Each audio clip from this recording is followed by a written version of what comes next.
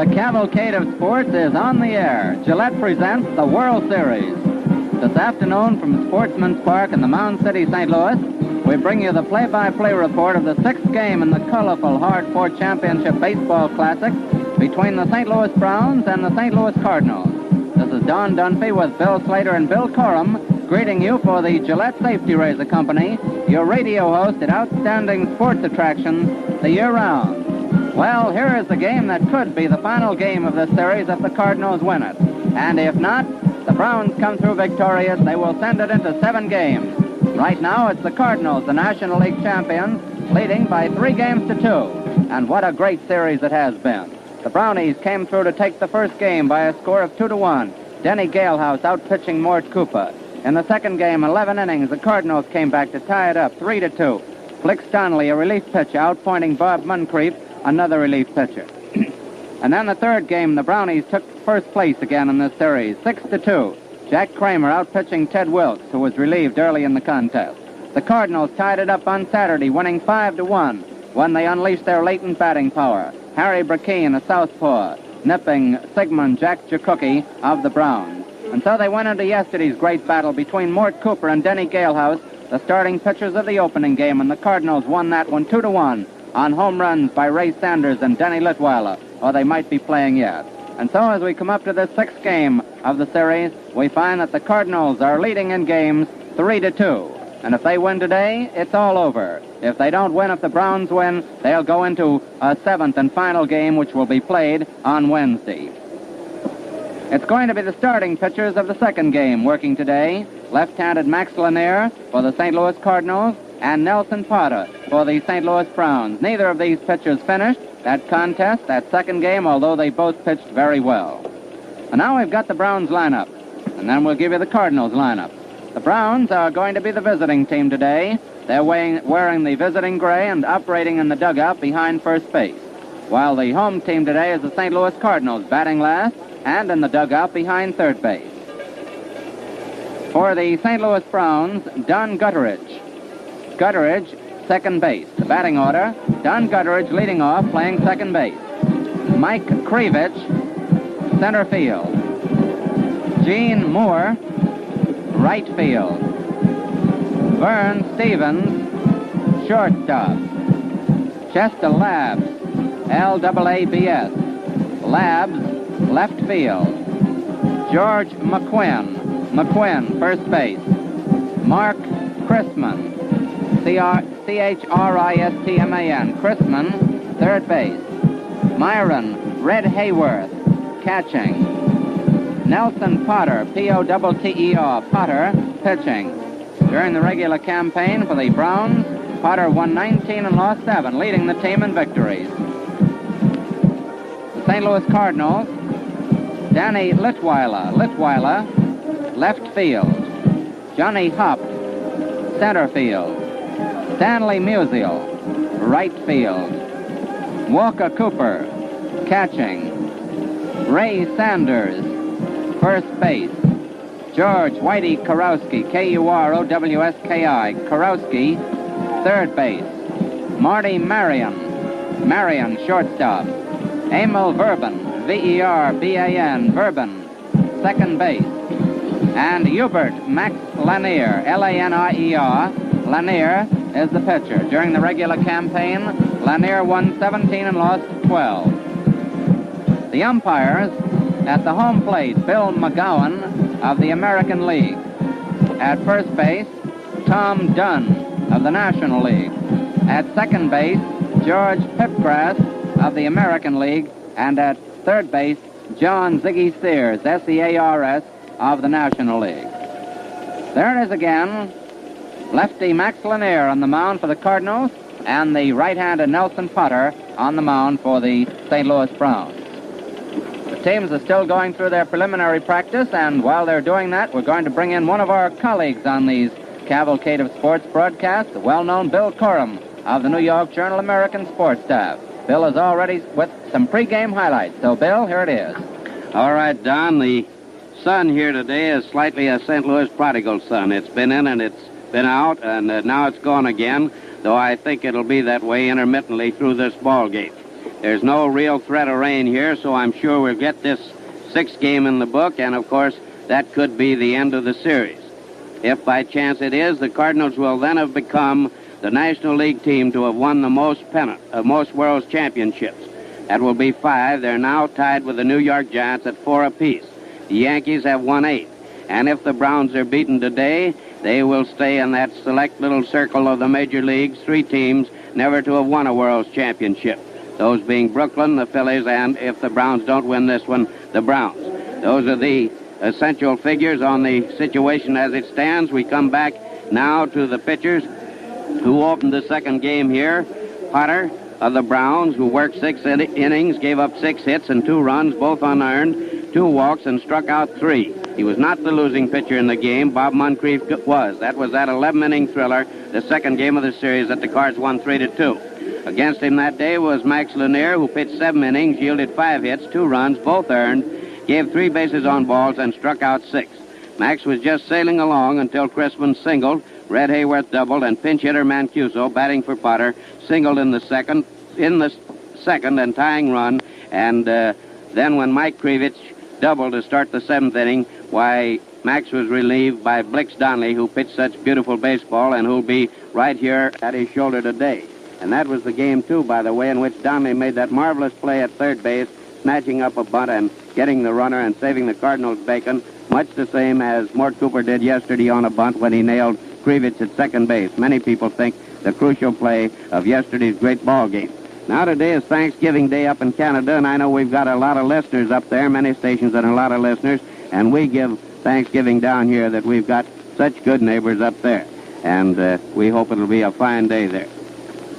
Now, I told you that the Cardinals have a great chance here to become the leading team in the National League at winning World Championships. And I was just down there talking to Lanier a minute ago, and he said, Bill, I got to win this one. He said, it's been a long time now. I'm due to win a ball game. He's a nice boy, Max. Chunky North Carolina kid. He had a brand new haircut today and is all sharpened up. I said to him, how's your arm? And he says, nothing wrong with my arm, and I feel that I'm due to win a ball game. I suppose Potter feels the same way, though I didn't get a chance to talk to him. He's a nice young fellow from over here at Mount Morris, Illinois, and a great pitcher, the leading pitcher of the Browns this year with a record of 19 victories and 7 defeats, and a very fast right-hander who pitched good ball when he opposed Lanier before. The popular favorites in this series we see here at the park, and I'm sure you listeners know better perhaps than we do, are the Browns. And that's only natural. Their dramatic finish in the American League pennant race, the fact that they never have won, that they're sort of, in a sense, the poor relations of the Cardinals, and I know nobody will take that amiss here because the Browns were the first team here, but in recent years, the Cardinals have won 8 out of 19 pennants in their league, and they have been the people in St. Louis. So it's natural for Brown fans to be rooting for the Browns and for the whole country to be pulling for them. And they haven't played at any time, either at the end of the pennant race or in this series, like a team that had any intention of quitting, and I'm sure they're not going to. But they're up against sudden death today, and it could be that when the shades of evening come here to Sportsman Park again, another World Series will be in the book, and we who live back in the East will be heading across Old Man River and back home again. That's pretty much up to Potter and to this embattled Brown team that has its back to the wall here this afternoon. And speaking of the wall, I look out toward the right field pavilion and see for the first time a few empty spaces out there. Not too many, not too big patches. The crowd, to me, is surprisingly good. Of course, all the other seats except bleacher seats are sold, and that's the only vacant spots that I see. And I think that is a surprisingly good showing since, after all, this is Blue Monday. Now, I just saw an old gentleman down there I always like to talk about because he's one of the grand men of baseball, and that's Mr. Connie Mack. And I asked him last night about yesterday's game. He said, goodness gracious me, Bill, wasn't that a great ball game? And that's as near as Mr. Mack ever comes to profanity. He's just one of the grand men of baseball and indeed of this country. He won the Bach Award there in Philadelphia, and to see him here straight and spare and wonderful looking at 82 years old is a great inspiration to us younger fellows. I also see the youngest magnet, that is, aside from young Carpenter, who just fought his way into the Philadelphia Phillies, and by the way, we'll have his general manager, Herb Pennock, up here in a few minutes. I see Horace Stoneham of the Giants, and there is a true baseball fan who never misses a World Series ball game, and it's a great pleasure to see him out here. And I know Horace is getting a whale of a kick out of the fact that up to now, at least, the Cardinals are leading because he's a great National Leaguer. And that's my story up to now. But I'll be back at the end of the game to give you my slant on the crucial plays in this climatic game of the series. Fans, there's an easy and a hard way of doing most everything. In shaving, the easy way is the all Gillette way. Yes, shaving's a cinch if you prepare your whiskers with Gillette shaving cream and breeze through them with today's Gillette Blue Blade. What shaves you get, how smooth and comfortable your face looks and feels. Now there are 2 Gillette shaving creams, lather and brushless. Choose the kind you prefer. Both are tops in their fields. Extremely fast-acting, thoroughgoing beard-softening aids that really do the trick. Ask your dealer for Gillette shaving cream, lather or brushless, only a quarter. Well, the lineups have been announced over the public address system, and Max Lanier and Nelson Potter, the starting pitchers and possibly the finishing pitchers in this game, are still warming up. The Cardinals, of course, are the home team this afternoon. The Browns were the home team yesterday. Cardinals were the home team in the first 2 games, the Browns in the next 3, and the Cardinals are the home team today, and if a 7th game is necessary, it will be played on Wednesday. The Cardinals will likewise be the home team in that, which means that they're wearing the white home uniforms, operating in the dugout behind third base, and the Browns, the gray traveling uniforms, operating in the dugout behind first base. The umpires have come out on the field now and gone over the rules with the 2 managers, Billy Southworth of the Cardinals and Luke Sewell of the St. Louis Browns, and also catcher Walker Cooper of the Cardinals, who is the captain of that team. And now the Cardinals are going out on the field, getting a very spontaneous hand. We're almost all set to go in the ball game now.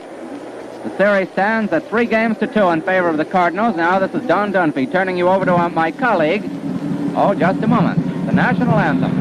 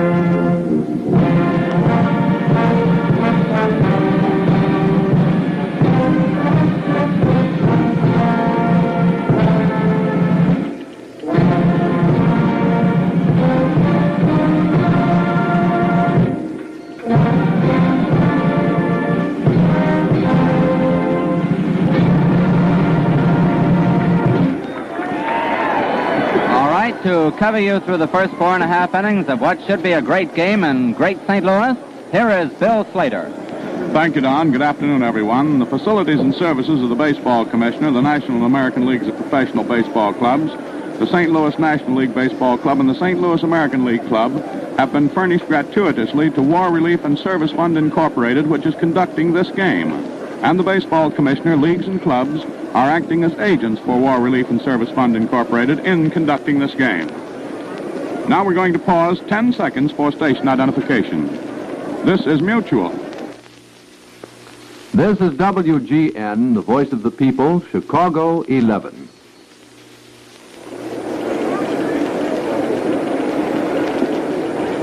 It's the embattled Browns with an uphill job ahead of them, and the Cardinals within 1 game of the 1944 World Championship, who are about to clash on the surface of Sportsman's Park down below us there. We have a splendid vantage point up here in this magnificent booth. We get a clean, eagle-eye view of everything that happens on the playing surface. And as we look down there now, the leadoff hitter for Luke Sewell's Browns steps in, Don Gutteridge, the second baseman. Don's a right-handed batter. He's hitting at 167 for the season. He's had 3 hits out of 18 times up, one of them a double. Dark complexion Kansas lad standing square away in the batter's box. North Carolinian Max Lanier on the mound. Ready to go. Here comes Lanier's pitch. It's inside for ball 1. The first pitch of the ball game in this 6th game of the 1944 World Series. This chap Gutteridge at the plate there was 5 years with the Cards. He's been with Lincoln, Houston, and Sacramento, Columbus, Ohio in his baseball career. A called strike. Lanier shoots in there. A curveball that broke in just above Gutteridge's knees. Strike one. 1 ball, 1 strike on Don Gutteridge, the speedy second baseman of the Brownies. Gutteridge stands there looking calm and collected, but you have an idea of what's going on in his heart. He wants a hit. Here it comes. He swings on it. It's a pop-up foul down the first baseline. Ray Sanders is chasing everybody away over near the stands. Takes it for the out. Gutteridge fouls out high to the first baseman. 1 away. And thus the ball game begins. Walking up to the plate now is the center fielder of the Browns, Mike Krevich, K-R-E-E-V-I-C-H, an Illinois lad who has been batting .227 in the series so far, 5 hits out of 22 tries. 2 of his 5 were doubles. Yesterday he hit .500, 2 for 4. Krevich, a right-handed batter, stands square away in the batter's box, takes a long grip on the bat. Max Lanier on the mound, pitches to him. Krevich swings and misses, strike 1. 1 strike on Mike. Mike's played a lot of baseball, too. Been around with a lot of clubs. Des Moines, Los Angeles, Albany, Kansas City, the White Sox, the A's, McCook, Nebraska. Pitch to him is fouled off. Strike 2. He reached out for that, looked as if he was going to try to place it right back over the infield somewhere, then decided, practically in the middle of his swing, to hold up a bit. And it was fouled off to the right. 2 strikes on Krevich. It's the beginning of the ball game. 1 out, nobody on for the Browns in the top of the first. Lanier on the mound pitches. Krevich takes it inside, a fastball, mighty fast. Ball 1. 1 ball, 2 strikes.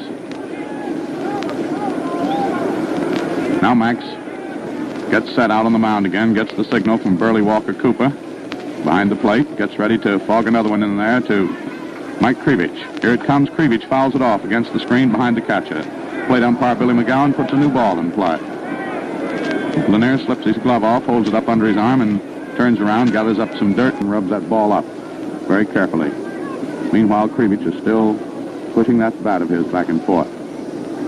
All right, here it comes. Krevich takes it inside. 2 balls. 2 balls, 2 strikes on Mike. Krevich began his career in organized baseball playing with McCook, Nebraska.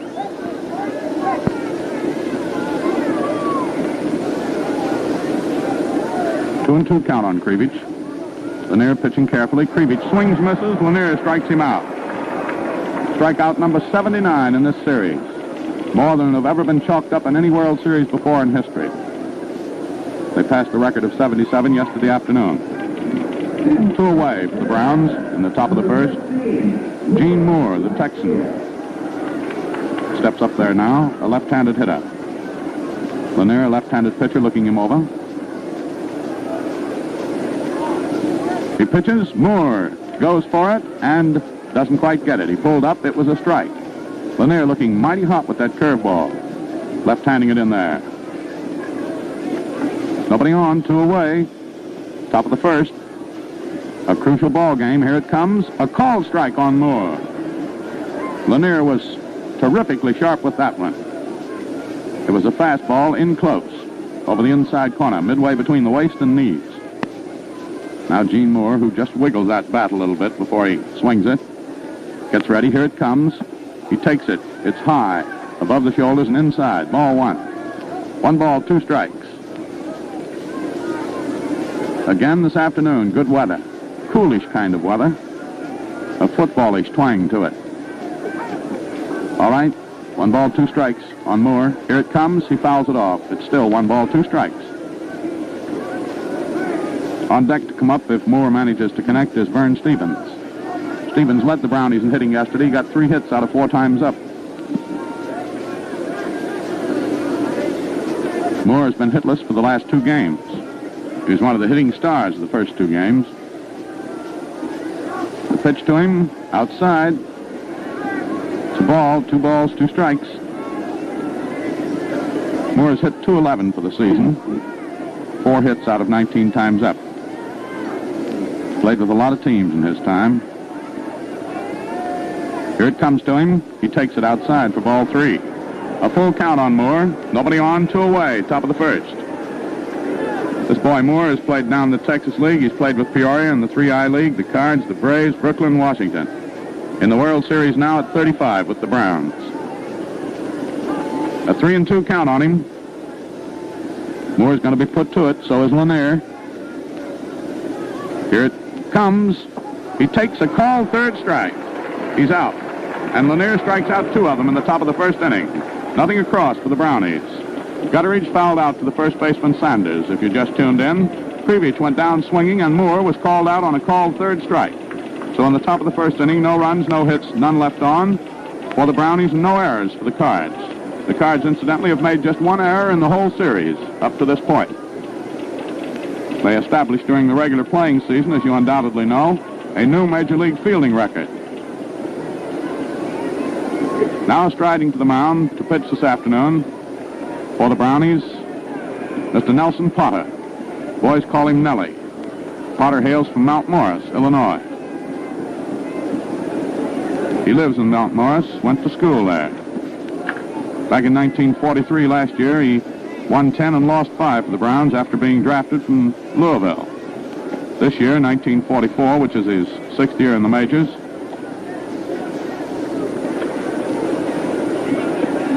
he's had his best record by far.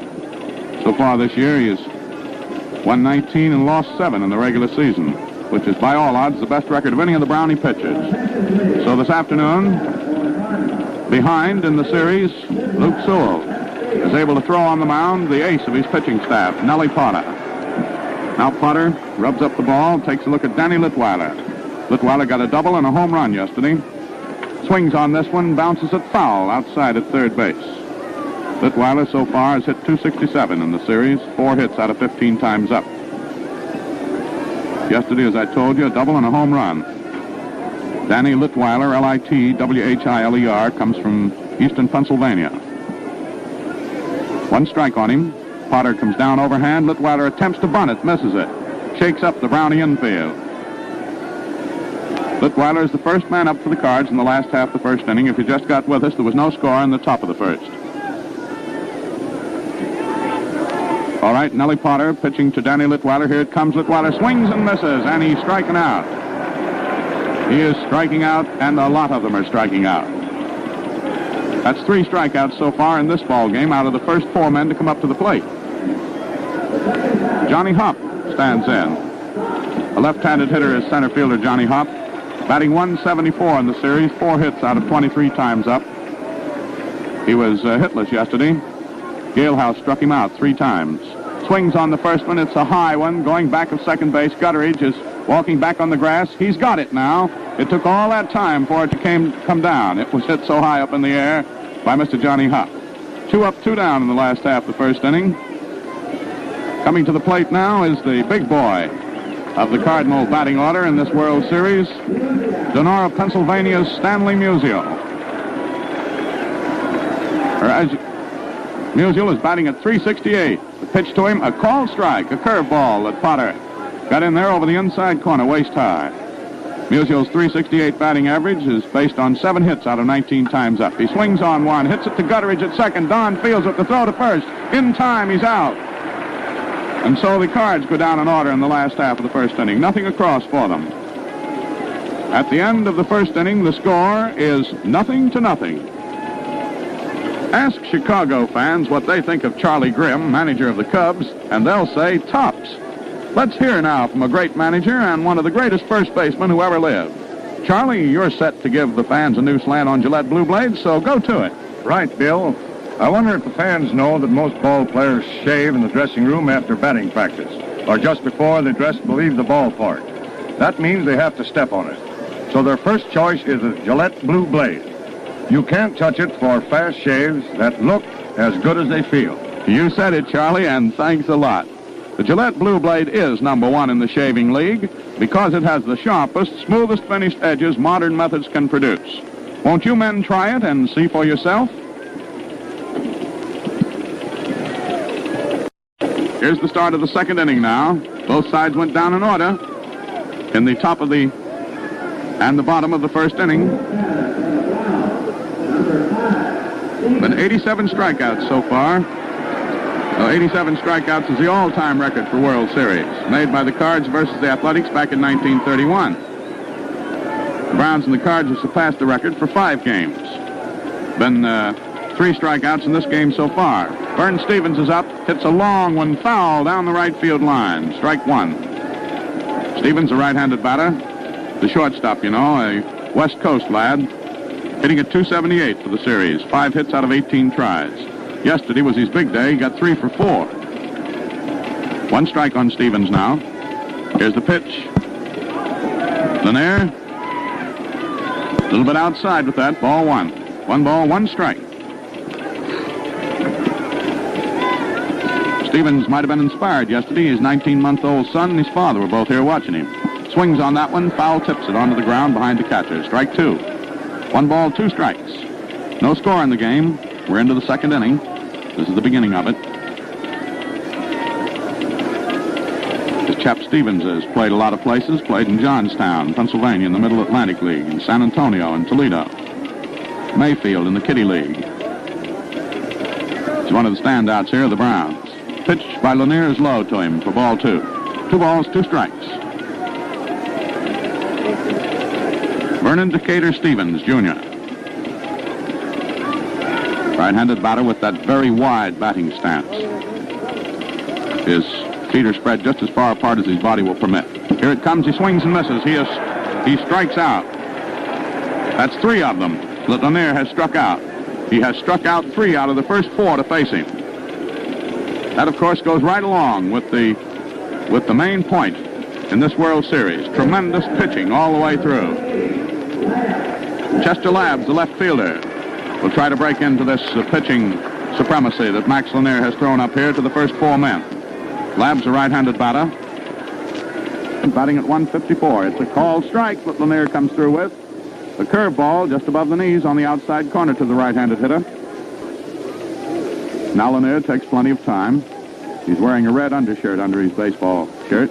Pitches inside. Labbs leans back leisurely to get away from it. Ball 1. 1 ball, 1 strike. Labbs is a Michigan gentleman. Bright sun shining now on the playing surface of Sportsman's Park.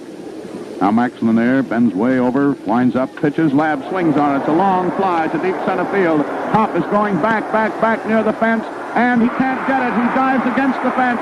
The ball rolls away from the fence. Labbs is crossed second. He's heading for third, and he is held up at third with a triple, a terrific blow to center field.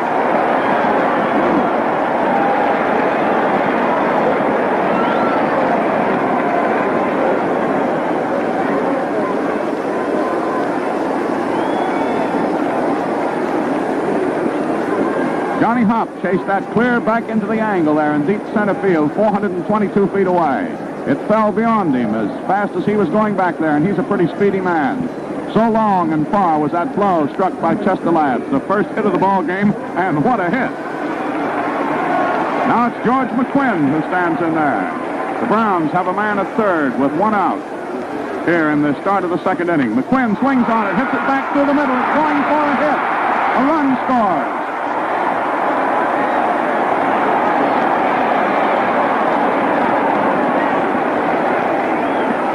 McQuinn, who is the leading hitter of the series on both teams, came through.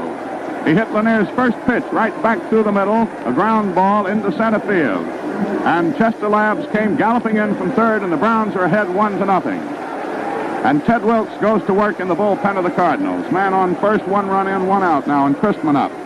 There's a throw to first. McQuinn gets back in plenty of time. For Mr. McQuinn, that was his 7th hit of the series, and 15 times up. A called strike is the pitch to Christman. Mark Christman, Missouri lad, hitting at 105 so far in the series. 2 hits out of 19 times up. He was hitless yesterday against Mort Cooper. McQuinn leads off first. The pitch to Christman, swung on. It's a fly ball to center field. Hop is running in, is under it, is waiting. He's got it. Christman is out. McQuinn holds it first. 2 out. 2 out, 1 run in here in the top of the second inning.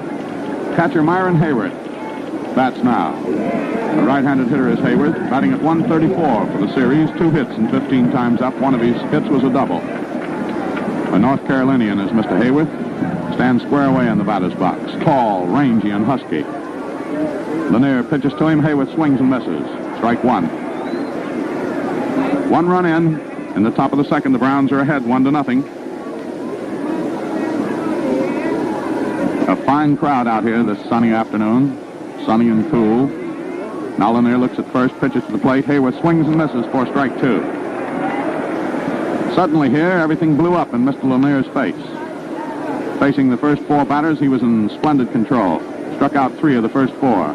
And Chester Labs rudely rocked the ship by tripling to center field. McQuinn followed with a single, and the Browns are out in front. Here's the pitch. It's fouled off. The count on Hayworth remains 2 strikes. McQuinn, the silent Virginian who came through with that run-producing single. Leading off first there, looking out toward the scoreboard, finds it, I think, at the moment to his liking. Sees the Brownies ahead by 1 run. Hayworth anxious to prolong this Brownie rally here in the top of the 2nd inning. Score 1-0. Lanier anxious to snuff it out. Pitches now. Hayworth swings on it. It's a fly ball to center field. Hop is running in under it. He's under it now. He waits. He's got it. The side is retired. Hayworth flying out to center field. So the top of the 2nd inning brings in a Brownie run on 2 hits. Lab's triple and McQuinn's single. 1 man left on. No errors by the Cards.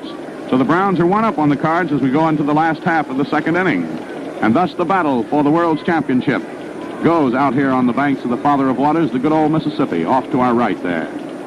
We can see the rolling hills of western Illinois and the great bridges that span the river here at St. Louis. Cheers from out in the crowd there. Cheers for Labs as he goes out to left field. The whole bleacher crowd out there and everybody in the stands giving him a tremendous ovation for that triple that he banged out just a moment ago. Now going to the mound with a 1-run lead, Nelson Potter. Sturdy right-hander, the pitching ace of the Brownie squad, taking his warm-up pitches down here to Frank Mancuso, waiting for Red Hayworth, who was up at the plate as the inning was terminated, the top half of the 2nd. Hayworth is all dressed up now and all those things a catcher wears. Comes out, takes the warm-up pitches from Potter, throws the ball down to 2nd. The Brownie infield peppers it around there. And here we are leading off in the last half of the 2nd inning. Big Walker Cooper, William Walker Cooper, if you want to be technical about it, steps up here. The right-handed batter is Cooper, a long ball hitter. He's had 2 doubles and a triple in the series. Swings on a curveball that he misses. Cooper's performance has been pretty good. Batted at .263, 5 hits out of 19 times up. 2 doubles and a triple. Swings on that one, and a beautiful catch by Stevens. Magnificent.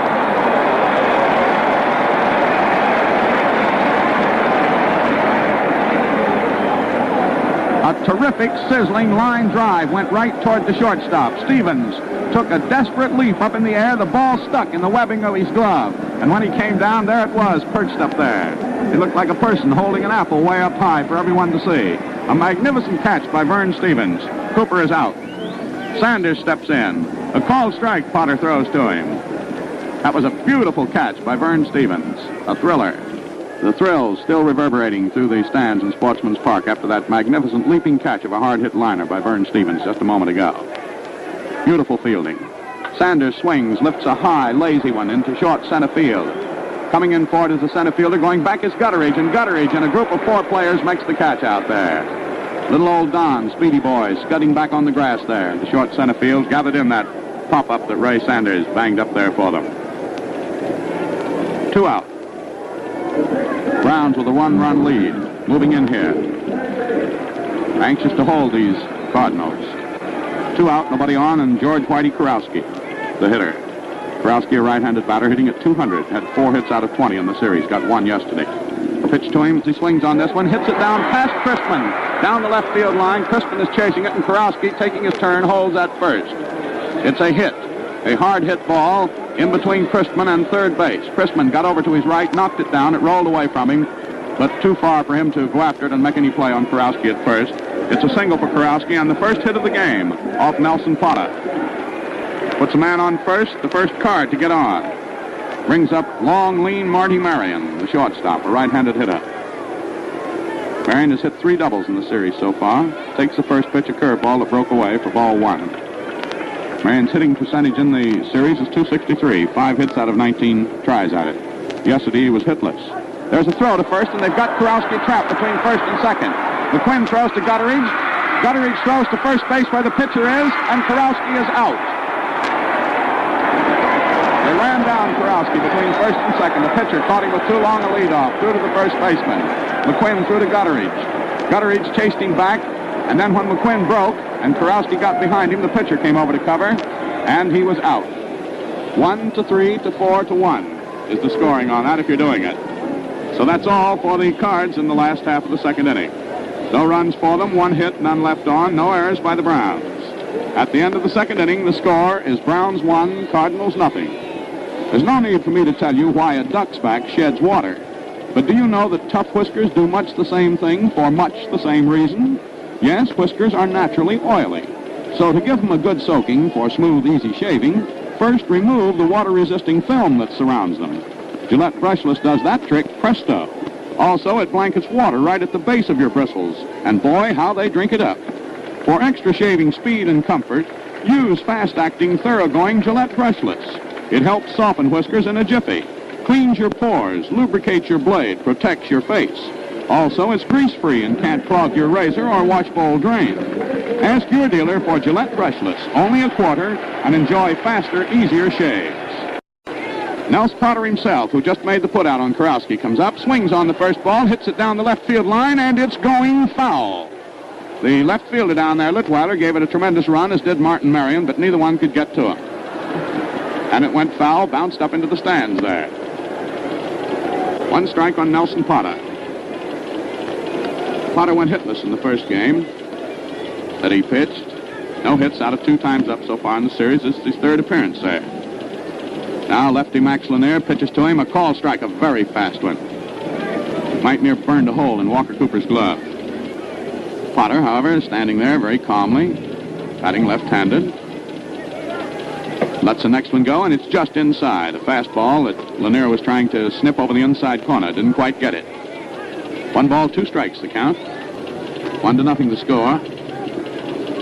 Browns in front. Here it comes. Potter takes it. It's outside. Ball 2. 2 balls, 2 strikes. Yes, sir, a thrill a minute here in Sportsman's Park in the 1944 World Series. You just can't beat it. My goose pimples have come up and gone down so many times that I don't know what to do. Here's the pitch. Potter swings on it. Foul tips it. 2 balls, 2 strikes.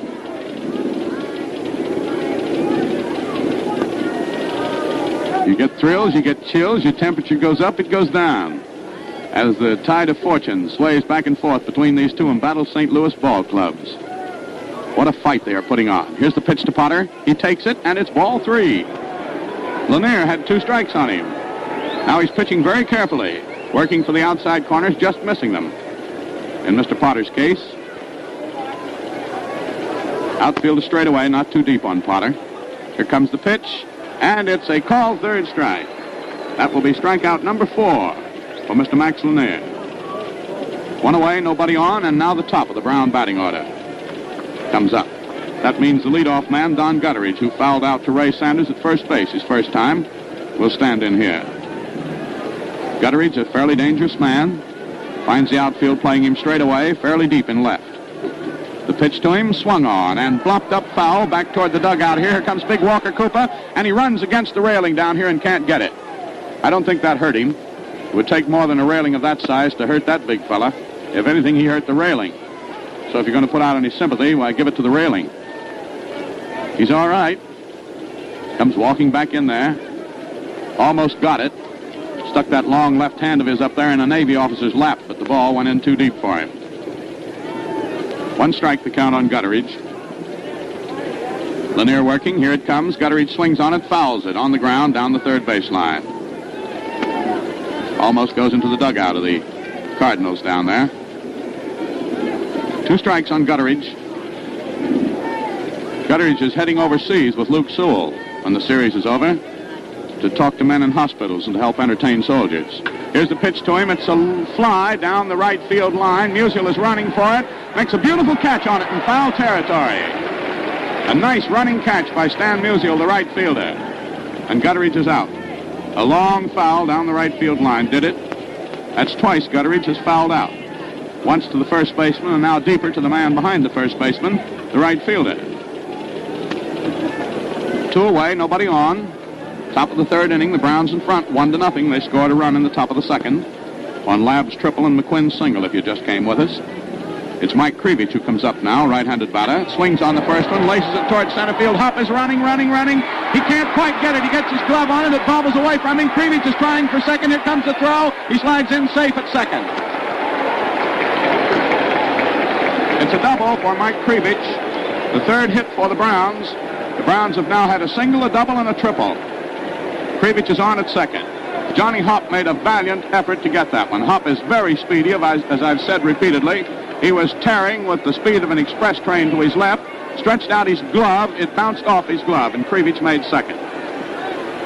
2 out, man on second, Gene Moore up. Moore was out on a called strike, his first appearance at the plate this afternoon. He's a left-handed batter. Takes the first pitch from Max Lanier. It's a ball outside, ball 1. Krivich at second with a fair lead off, not too much. Moore standing there jiggling that bat of his in that funny way he has. Takes a pitch that's low. It rolls away from Walker Cooper, but Krivich doesn't take any liberties with Cooper's throwing arm. He gets himself back to second. 2-0, the count on Gene Moore. Lanier will be pitching very cagily to Moore. Moore was a piece of poison for the Cards in the first couple of games of the series. He's been sort of held in leash here the last 2 games. May break out now, you can't tell. Takes a pitch low for ball 3. 3 balls, no strikes on Gene Moore. The next batter after Moore is Vern Stevens, the shortstop. All right, Moore still standing there, practically motionless except for that bat that he just jiggles up and down. Takes a pitch outside, a curveball that broke away, and Moore is walked. Ted Wilkes, Fulton, New York boy, is warming up in the bullpen for the Cardinals now. That's the first base on balls given up by either pitcher. It puts Moore at first with Krivich at second, and it brings up the man who drove in more runs than any other batter in the American League in 1944, Vern Stevens, a right-handed hitter who struck out his first time up today but was on a rampage yesterday, getting 3 for 4. Stevens stands in there, spreads his feet wide apart, looks out at the pitcher, shoves his cap back on his head. Takes a pitch low for ball 1. The chant rises in the stands here as Max Lanier has a little trouble at the moment with his control. He was going along pretty smoothly here in the top of the 3rd inning, got the first 2 men out, pronto. Then Krivich doubled. Moore is walked. 2 away, men on first and second. Stevens swings on it. It's to the right of Marion. He has it to play at second in time to force Moore and retire the side. And that might have been a hit in a lot of places, but not in the place where Martin Marion was. A beautiful throw forces Gene Moore at second. 6-4, the force out on Moore at second if you are scoring. And in the top of the 3rd inning, no runs for the Browns. On 1 hit, 2 men left on. No errors by the Cardinals. So the Cardinals are behind by a run as we go into the last half of the 3rd inning. And now we're going to pause 10 seconds for station identification. This is Mutual. This is WGN Chicago 11.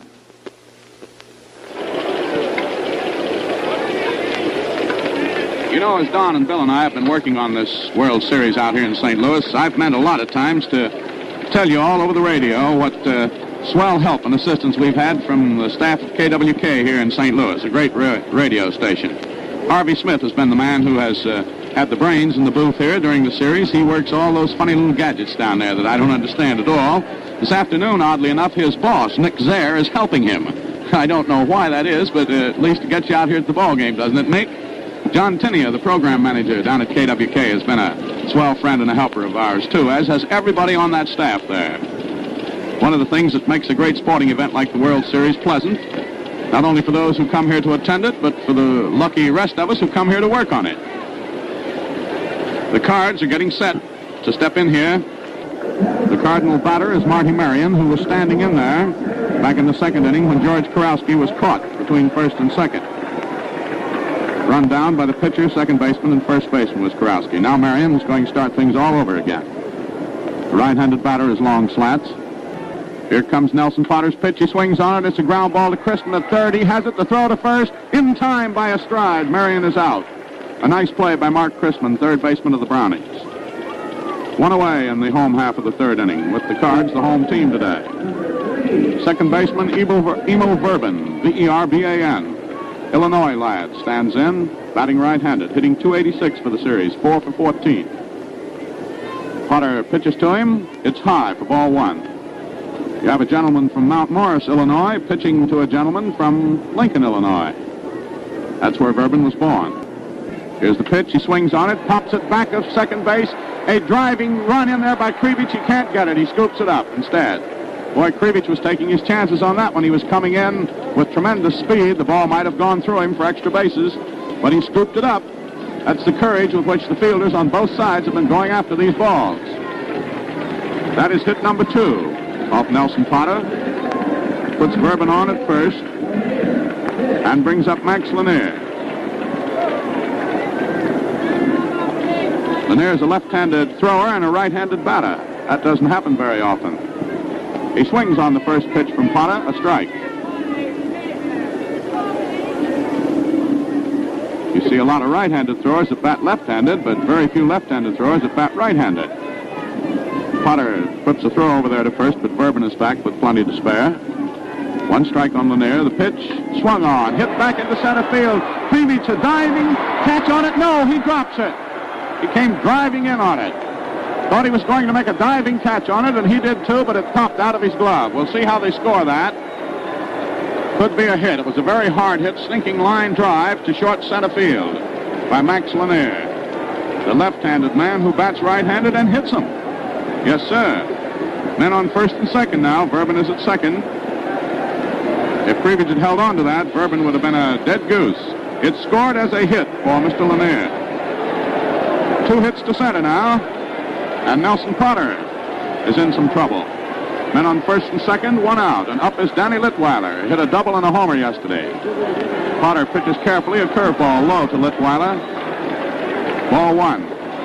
A great many think that that long home run of Litweiler's to center field yesterday was the best hit ball of the series so far. Right now is when we're mostly concerned. Verben is leading off second, and Potter turns around, bluffs him back on. 1 ball to count on Pennsylvania's Danny Litweiler, a right-handed batter. He swings, misses, drops his bat. Bat went scudding off on the ground behind the plate umpire, Bill McGowan. A strike on Litweiler. Bobby Muncrief is working out in the bullpen of the Browns now. Men on first and second for the Cardinals. They have a rally underway here in the last half of the third. The Browns are ahead 1-0. Cards on first and second. Lanier at first, Verben at second. 1 out. Litweiler up. The count 1 ball, 1 strike on him. Here's the pitch. He swings and misses. The count 1 ball, 2 strikes. That was about a 3/4 speed curveball that Potter had splendid control over, and it broke away from Litweiler's swinging bat. He couldn't get hold of it.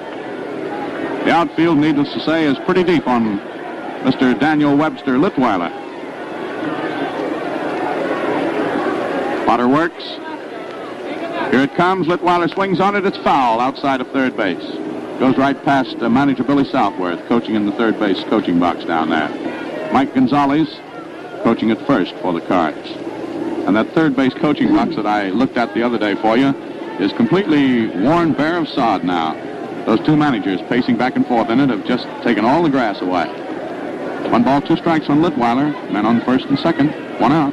Here it comes. Litweiler swings on it, fouls it off on the ground behind the catcher. Still the count is 1 ball, 2 strikes. Muncrief continues throwing in the bullpen for the Brownies. Litweiler bangs the business end of his bat down on the plate, grabs hold of it, spreads his legs apart. Potter peers in for Hayworth's signal, has it, stretches, pitches. Litweiler takes it. Outside it is. Ball 2. 2 balls, 2 strikes. Litweiler had a fairly extensive career, you know, with the Phils in the National League. Been a Card now. This is his second year. Now again, Potter turns around and bluffs Emil Verben into moving back a little closer to second. 2-2 the count on the batter, Litweiler. The pitch by Potter is swung on by Litweiler. He struck him out. Strikeout number 2, that is, for Potter in this game. It came at a very important time as far as the Browns are concerned. Makes it 2 out now with men on first and second. Struck out the big man. Here comes the batter. It's Johnny Hopp, the center fielder who bats left-handed. Hopp is looking for his 5th hit of the series. This is his 25th time at the plate. Potter stretches, pitches to Hop. Hop swings, misses. An inside curveball. Strike one. This boy Hop has played for Norfolk down in Virginia, Rochester, and Houston. Comes from a famous athletic family out in Hastings, Nebraska. One strike on him. Potter delivers. Hop takes it inside. Ball one. It was low inside, very close to his knees. 1 ball, 1 strike on Johnny Hop. Hop backs out of the batter's box.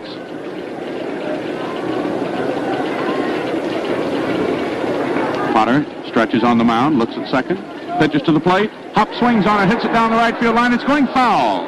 A terrific line drive going foul down that right field line.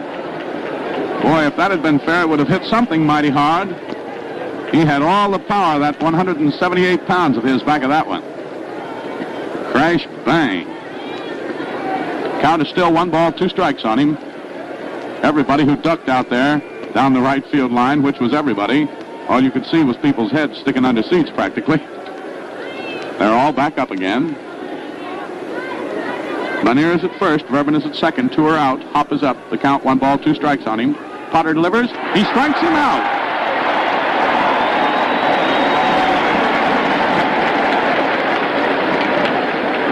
In the last half of the third inning, no runs for the Cards, 2 hits, 2 men left on, no errors by the Browns. At the end of the third inning, the score is Browns 1, Cards nothing. $250 million is a lot of cash, and that's the sum required for the National War Fund. Yes, this money is desperately needed to carry on the vital work of 22 major war-related welfare and relief organizations, plus local community services.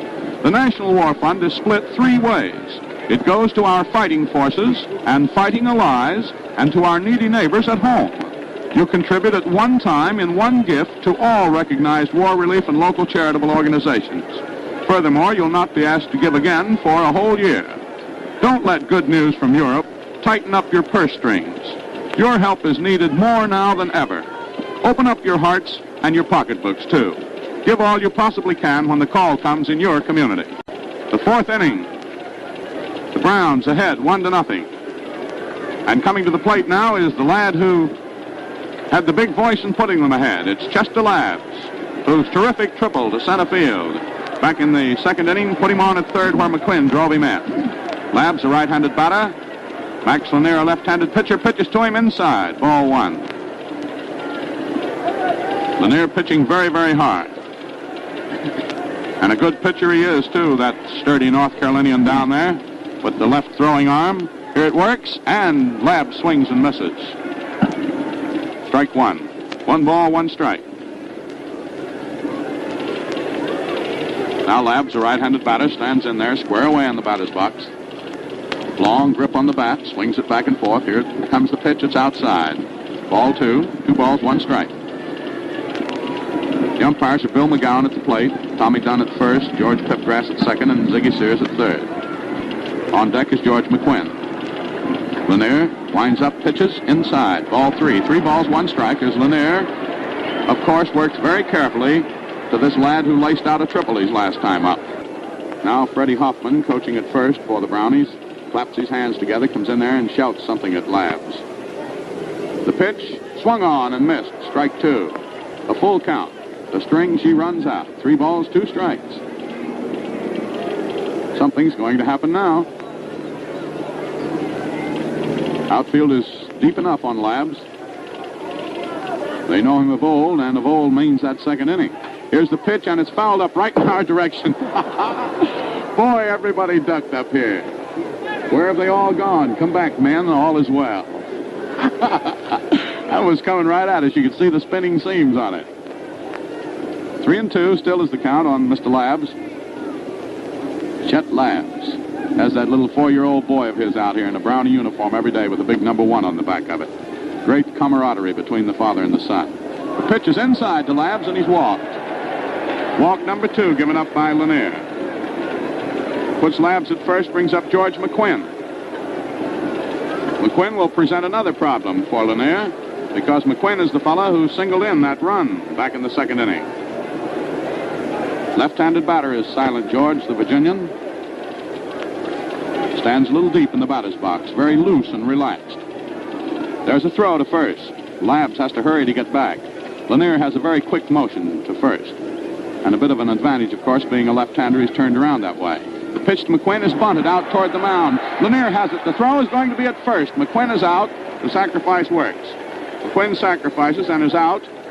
First to out pitcher to first. 1-3. Labs goes to second on the play. So there's a man in scoring position with one away. It's Labs at second. Mark Christman coming up to bat. Christman, a right-handed hitter, has hit twice in the series so far. Stands square away on the batter's box, feet not too wide apart. Mort Cooper set Christman down without a hit yesterday. Christman swings, hits it back to second. Bourbon has it. The play is going to be at first. Labs goes to third. Christman is out at first. Second to first. Bourbon to Sanders. Now Labs is at third.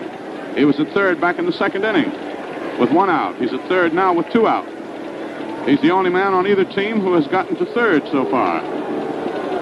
Now they're going to pass Myron Hayworth, which of course would be the strategy. First is open, and the pitcher is scheduled to hit next. So Hayworth is being purposely passed, an intentional pass to the big redhead. There's pitch out number 3, here's pitch out number 4, and Hayworth goes trotting down to first with an intentional pass, which becomes the third base on balls given up by Lanier. Puts men on first and third. Hayworth at first, Labs at third, and brings up the pitcher, Nelson Potter. Potter, a right-handed pitcher, a left-handed hitter. Lanier, a left-handed pitcher, a right-handed hitter. These pitchers just sort of cross back and forth on each other. Potter was called out on strikes his first time up in this game. Here comes the pitch. He swings on it, hits it on the ground to Bourbon at second. He has it. The throw to first in time. Potter is out, and the side is retired. In the top of the fourth inning, then, no runs for the Browns, no hits, 2 men left on, and no errors by the Cards. So the score is still 1-0. The Browns in front as the Cards come up for their turn at things here in the last half of the fourth inning. Tight and tense is this struggle. Of course, I think practically everyone with ears in the whole civilized world knows that the Cards are ahead in the series by a score of 3-2. They're trying to close it out and clinch the World Championship today, if they can. The Brownies, always a fighting team, spent a great deal of the season coming from behind. The position they occupy today is no novelty to them. They know what it means. They're the team that came in here with the last 4 games facing the New York Yankees, last year's world champions. In order to win, as it turned out, they had to beat the Yanks 4 straight. They beat the Yanks 4 straight. So they know what the darker side of what we laughingly call the 8-ball is. And if they're behind, it doesn't mean anything to them. They're in there fighting all the time. Now Nels Potter, who is a very definite part of the fighting strength of the Brownies and their ace pitcher of the year, is on the mound completing his warm-up pitches as the Cards get ready to come in there and swing that club in the last half of the fourth inning. The left-handed hitting right fielder, sturdy Stan Musial, will hit first. Musial has been tough for the Brownies. He's hit 2 doubles, a home run. Had a double yesterday out of 3 times up, batting at .368 for the series. The pitch to him, curveball outside and low, ball 1. All right, here it comes. Musial takes it again. It's ball 2. This lad Musial began his career as a pitcher for Williamson, West Virginia, down the Mountain State League. He was a pitcher and an outfielder with Daytona Beach in the Florida State League. Then, because of his hitting prowess, became exclusively an outfielder. Played with Rochester and Springfield in the Western Association, with the Cards, of course. Here's the pitch to him. It's low and inside for ball 3. 3 in a row pitched in there to Musial by Nels Potter. Now Potter slips off his glove, rubs up the ball a little bit, looks in for Hayworth's signal, shoots it in there, a called strike. Fast one. The automatic number. 3 balls, 1 strike. That makes the count on Musial. Musial glances toward third to get the signal from Billy Hayworth. Southworth, he has it.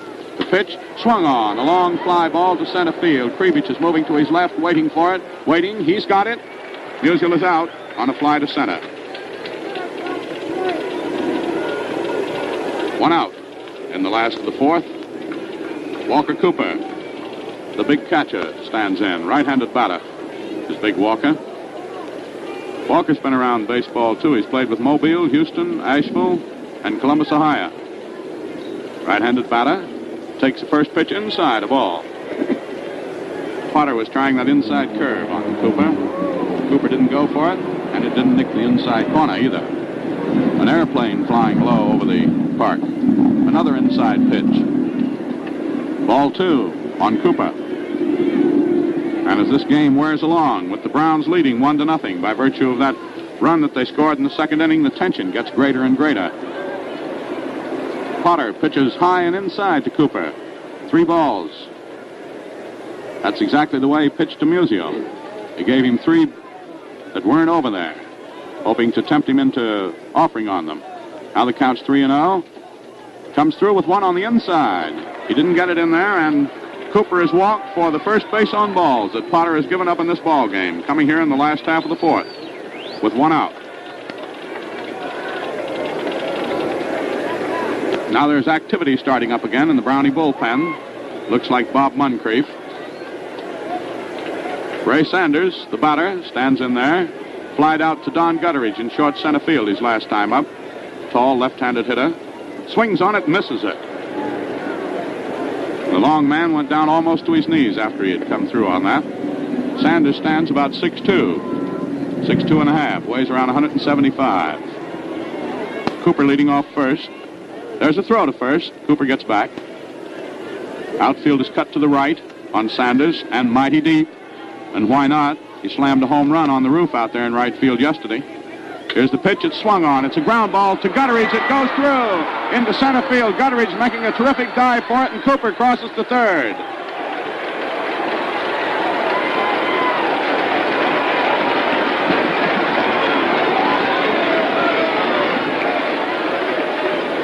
Cooper is at third, going all the way to third on a ground ball that was hit to the right of Don Gutteridge. Gutteridge threw himself on the ground, skidded across the dirt, trying to stop it. Couldn't. It went through into center field for a hit. That is hit number 4.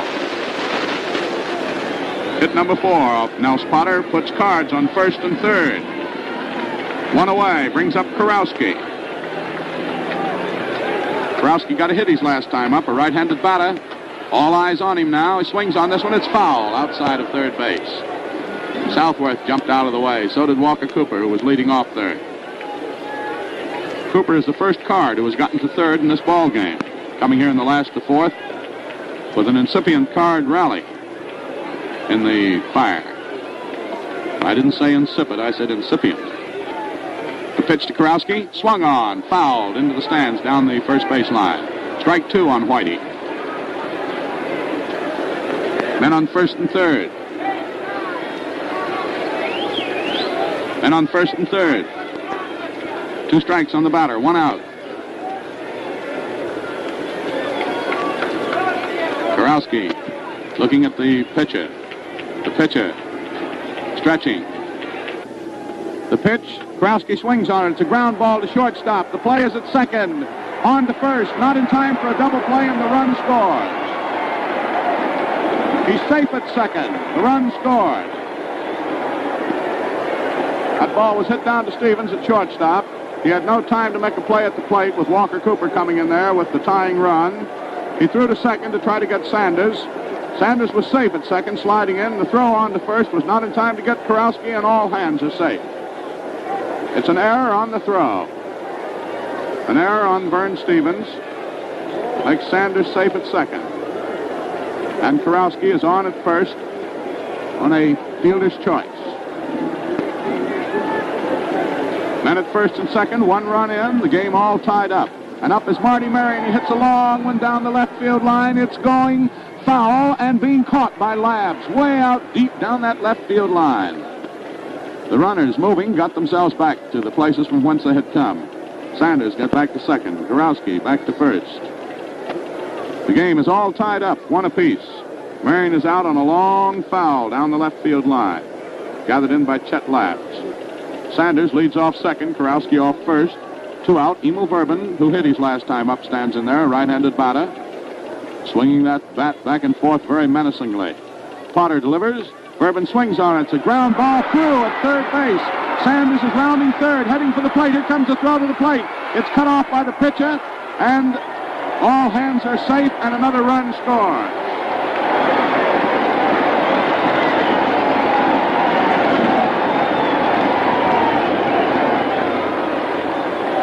That was hit number 5 off Nelson Potter. A very timely single by Emil Verben into left field. It was hard hit on the ground to the left of Christman, who made a noble dive for it but could not stop it.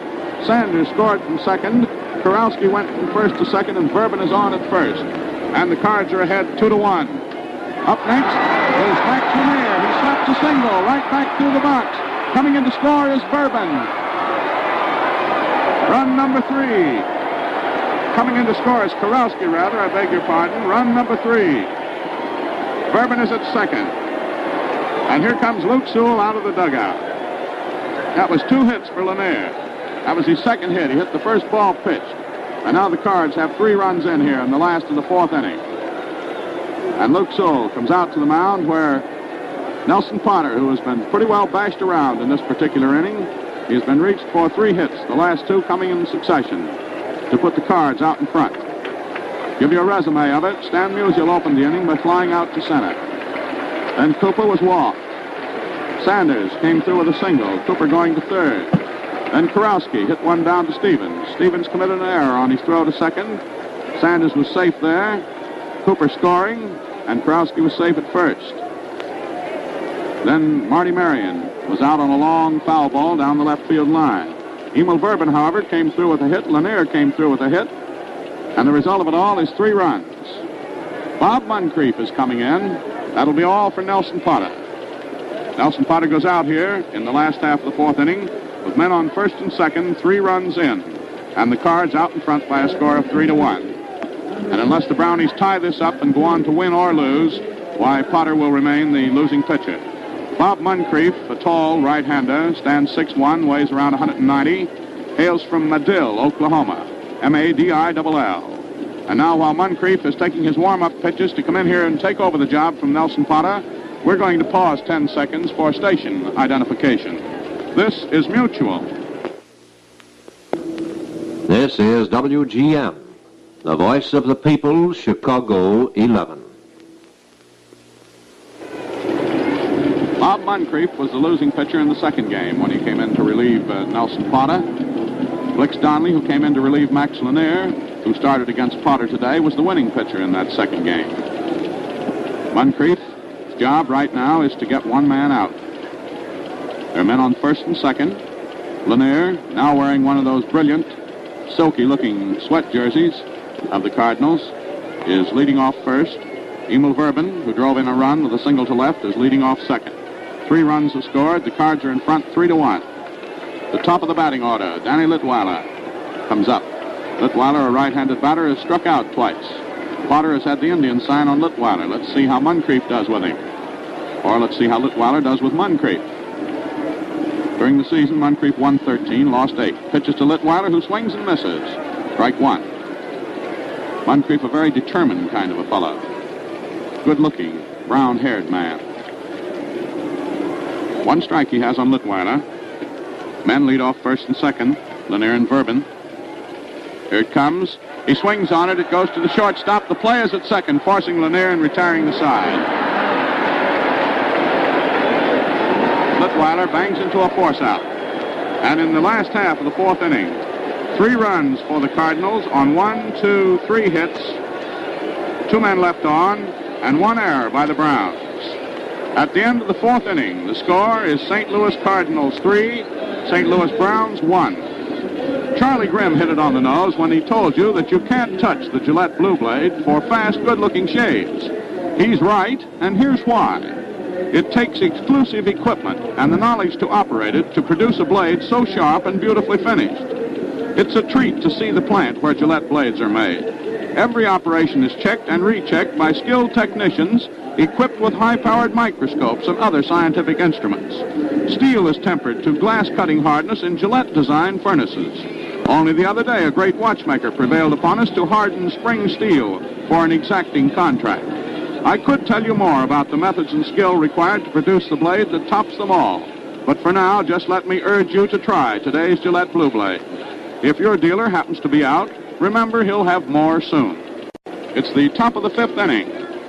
And the Brownies, who are in the hole now with the Cards out in front by a score of 3-1, will put up the top of their batting order.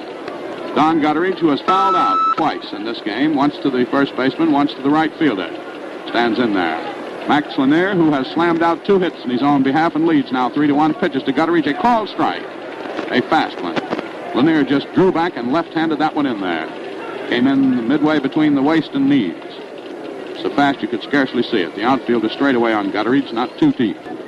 All right, Lanier bends over, winds up, pitches a slow ball that Gutteridge hits deep to left field. Going back is Litweiler, very near the wall and near the line. He's got it. Gutteridge, swinging on a slow ball, lifted it high and far down the left field line into the glove of Daniel Webster Litweiler.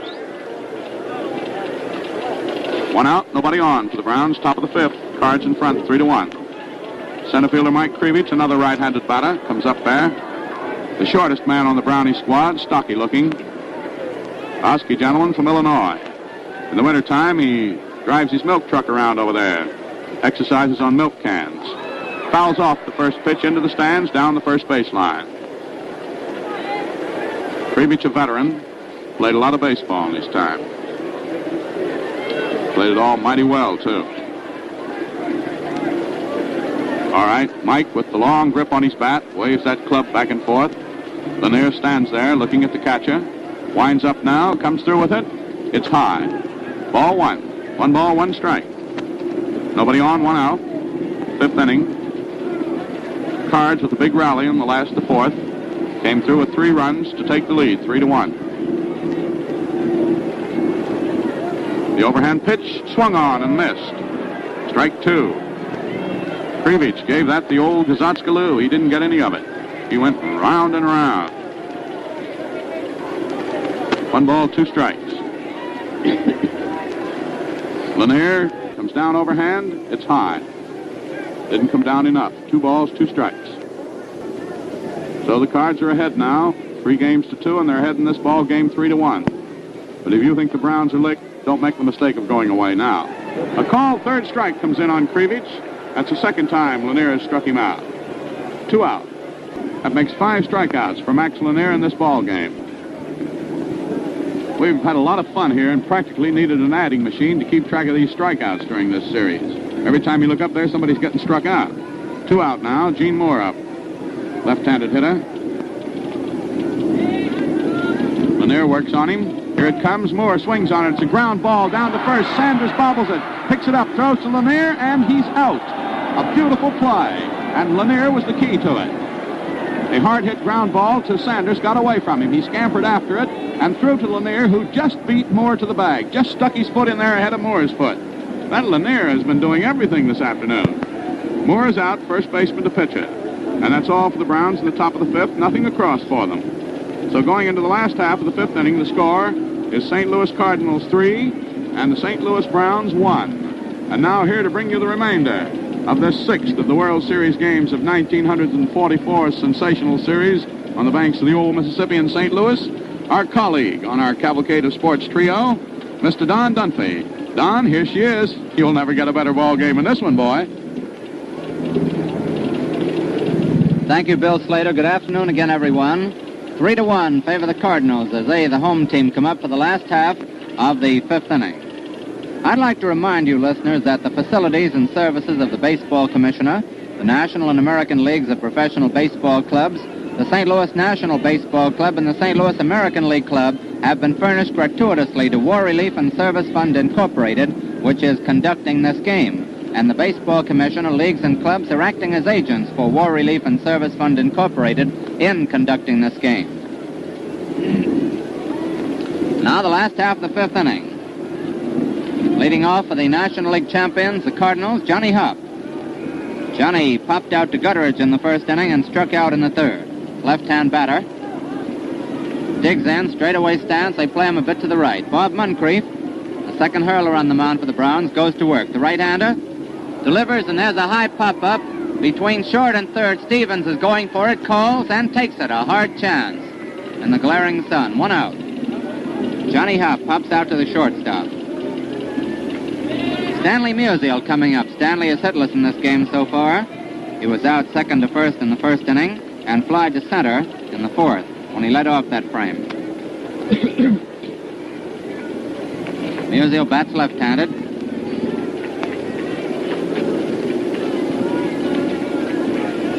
Already Moncrief goes into his motion. Here's the pitch. Curve is high. Ball 1. 1-0.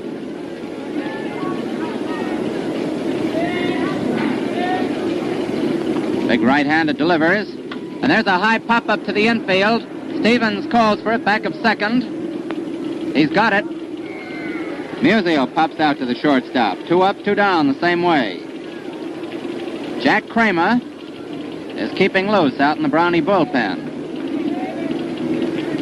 which probably means that the first chance there is for a pinch hitter for Moncrief, there will be one. Walker Cooper coming up. He lined to Stevens, who made a great catch in the second inning, walked and scored a run in the fourth. Moncrief goes into his motion. There's a pitch driven back over the mound, over second. A stop by Gutteridge, a throw, not in time. It's an infield hit. Cooper bangs one over the mound, back of second base. Gutteridge made a nice stop, running far to his right, through to first, but not in time. An infield hit for Cooper.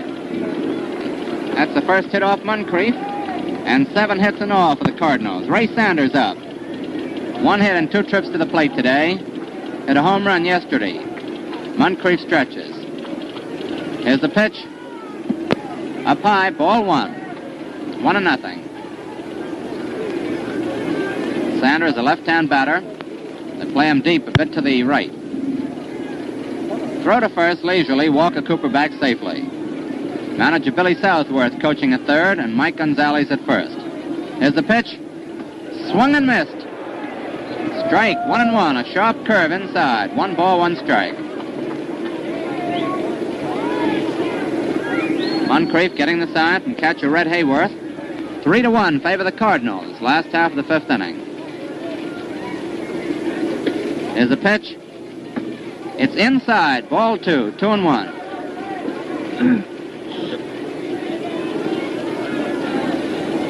Two balls, 1 strike. Ray Sanders up there. Crowds the plate a little bit. Moncrief stretches. Throws to first. Cooper back safely. 2 out. Walker Cooper on first base. There's a stretch. Here's the pitch. A curve is low. Ball 3. A sharp curve down around the ankles. 3-1. A little bit cooler out here today, but a nice day nevertheless. A warming sun. Moncrief stretches and throws to first. Cooper goes back.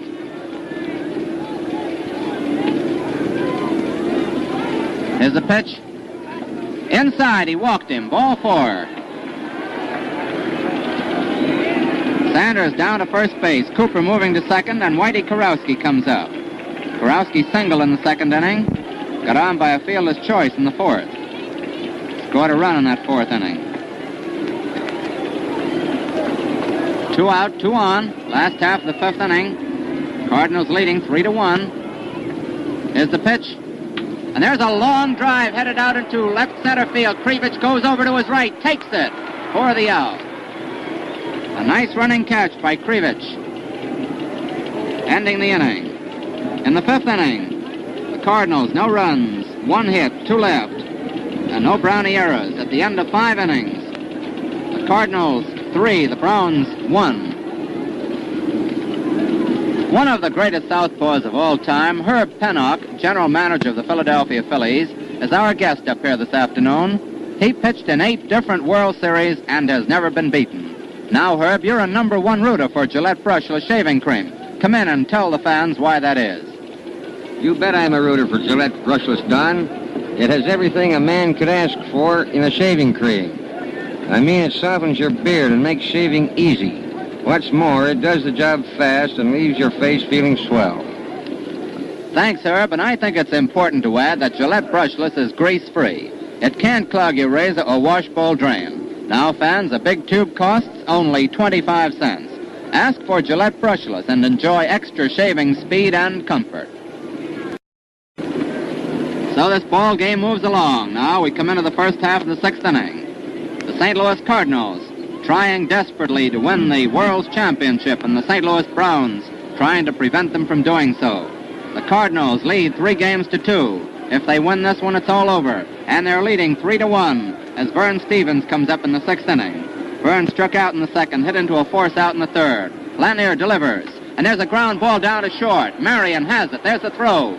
He's out. Stevens out, short to 1st. Chet Labb's up. Labb's banged a long double, a 400-footer to center for a triple in the 2nd inning and walked in the 4th. So Lanier hasn't gotten him out yet. Lanier has given up only 3 hits. Single, a double, and a triple. Here's the pitch. Fastball outside. Ball 1. Cardinals have Litweiler in left, Huffin, Satter, Musial in right. Karowski, Marion, Bourbon, Sanders in the infield. Walker, Cooper catching. Hubert, Max Lanier, a left-hander on the mound. The pitch. Inside. Ball 2. He missed the inside corner. 2-0 the count. Big crowd of great St. Louis folks out here today. Here's the pitch. Swung and foul back. Strike 1. 2-1. 2 balls, 1 strike. George McQuinn on deck.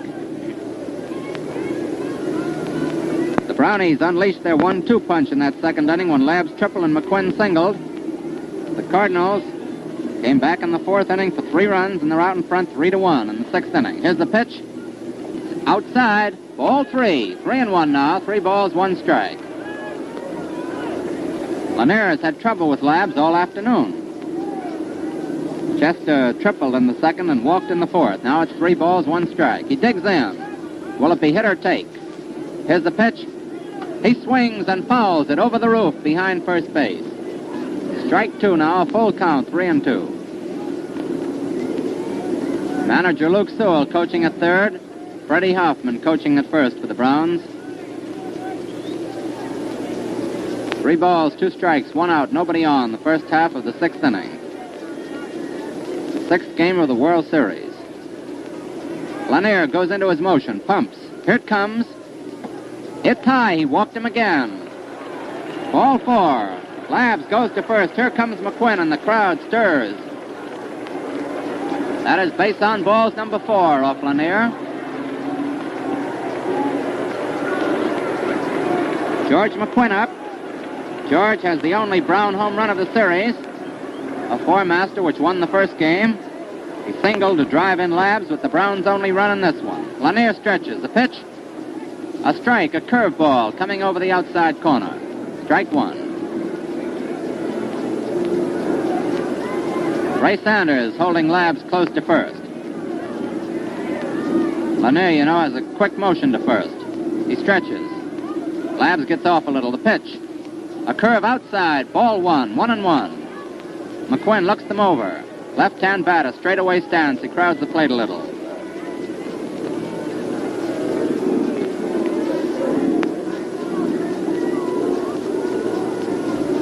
Here's the pitch. Outside. Ball 2. 2-1.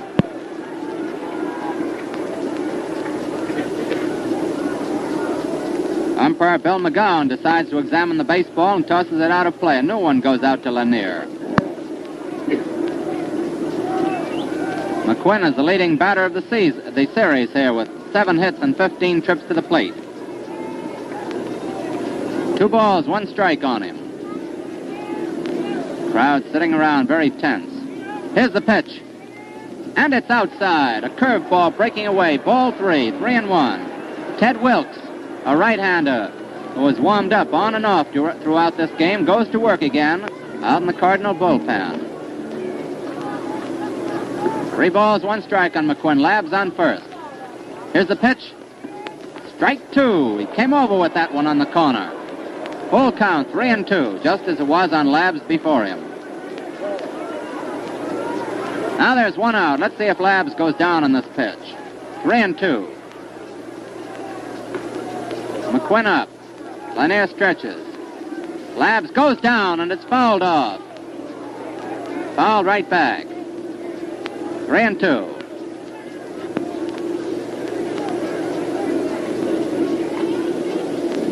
Labb's in breaking for second that time was the first batter, or rather the first runner to break for second, or for any succeeding base throughout the whole series without there being 2 out.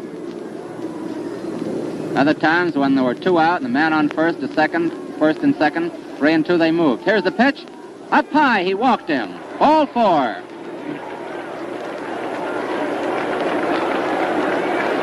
That is 5 bases on balls off Lanier. And here comes Mark Chrisman. And Billy Southworth comes out of the Cardinal dugout to talk to Lanier. Will he leave him in? Labs on second. McQuinn on first. If they get around, the ball game will be tied up. Southworth has come out of that dugout several times during the series to talk to Cardinal pitchers. And never once have they failed to come through after that little conversation with him. Lanier will stay in, and Southworth goes back to the dugout. Chrisman only has 2 hits and 21 trips to the plate in this series. He's been up twice in this game without a hit. Here's the pitch. It's low. It gets away from Cooper. Going down to third is Labs. He's safe. McQuinn on second. The runners advance. A wild pitch. That's a wild pitch for Lanier. The runners advance. 2 men in scoring position now. It's ball 1 on Chrisman. Labs on third. McQuinn on second. Lanier came in with a sharp one that bounced in front of the plate, caromed off Walker Cooper's glove. Cooper picked it up quickly, threw to third, but Labs slid in safely. Labs is on third. McQuinn on second. And now the Brownie infield, which had been playing back, moves in. Jack Kramer, a right-hander, is now warming up in the Browns bullpen. And again, Southworth comes out of the Cardinal dugout. Here is drama at its peak. And now the crowd is starting to boo Southworth as he comes out, though the Cardinal fans are cheering them as well. Billy's within his rights, though. He's got a right to go out and talk to that pitcher to see how he feels. You know, Lanier was troubled with a sore back in the last month of the campaign. And Southworth is going to ask him just how he feels, whether or not he thinks he should stay in there. Ted Wilkes, meanwhile, is warming up very hard out in the Cardinal bullpen. Kramer is getting ready in the Browns bullpen, which probably means there might be a pinch hitter. And now Lanier is coming out. The third base umpire, Ziggy Sears, goes down to the bullpen to get Wilkes and bring him in. Lanier is going out. Lanier, in his tenure on the mound, 5 1/3 innings, has given up 3 hits, 1 run, struck out 5, and walked 5. But this last wild pitch was his undoing. The second wild pitch given up by a Cardinal hurler in the series, by the way. Ted Wilkes is coming into work now. Wilkes was in one game. He didn't finish it. He was driven out in a Brown batting assault. He worked 2 2/3 innings, gave up 5 hits, 4 runs, all of them being earned, by the way. He walked 3 and struck out 3. Here's a hand for Lanier as he goes out.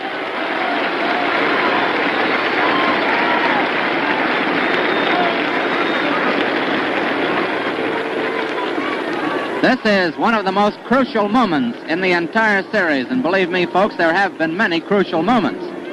The situation is the Cardinals leading 3 games to 2, and leading 3 runs to 1 in this game, 3-1. But there is 1 out in the Brown 6th inning. Chrisman up and men on second and third.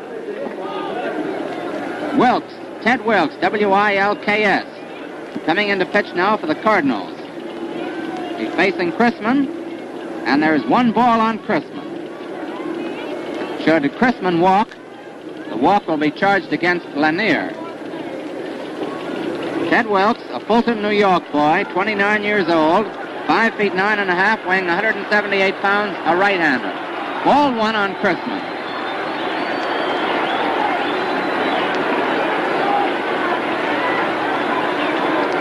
Wilkes winds up. Here it is. He swings the ground ball down to third. Kurowski has it, throws home. He's out. Out at home.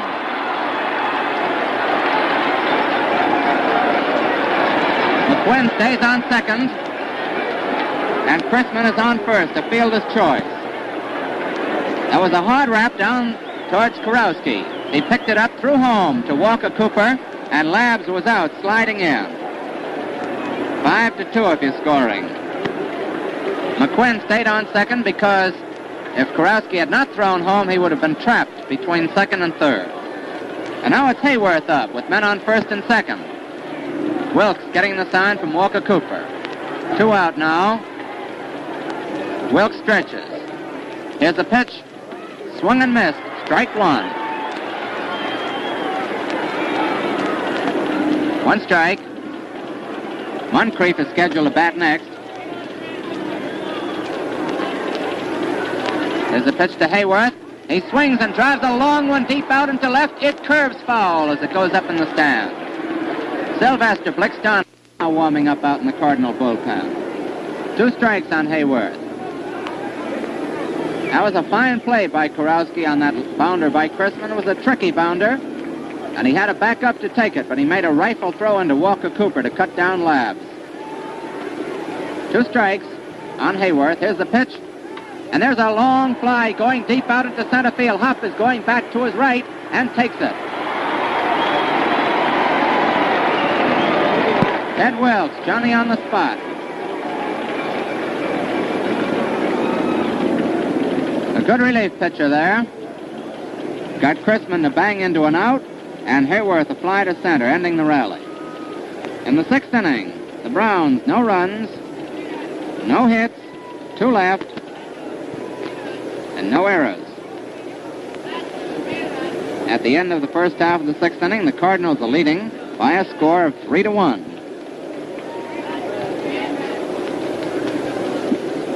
Marty Marion, Emil Verben, and Ted Wilkes will be the ones to come up in this frame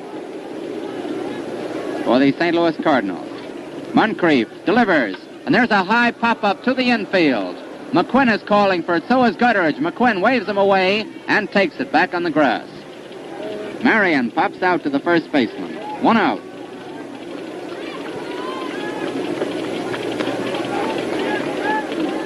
Jack Kramer continues to warm up out in the Browns bullpen, which no doubt means a pinch hitter for Moncrief come next inning.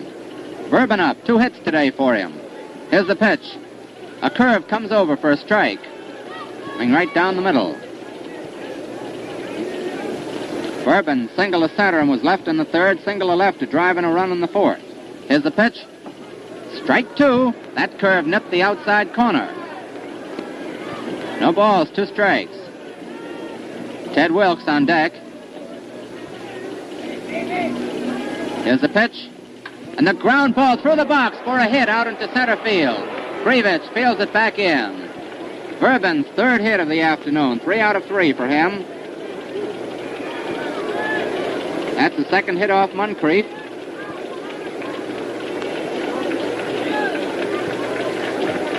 Verben now has 7 hits and 17 trips to the plate.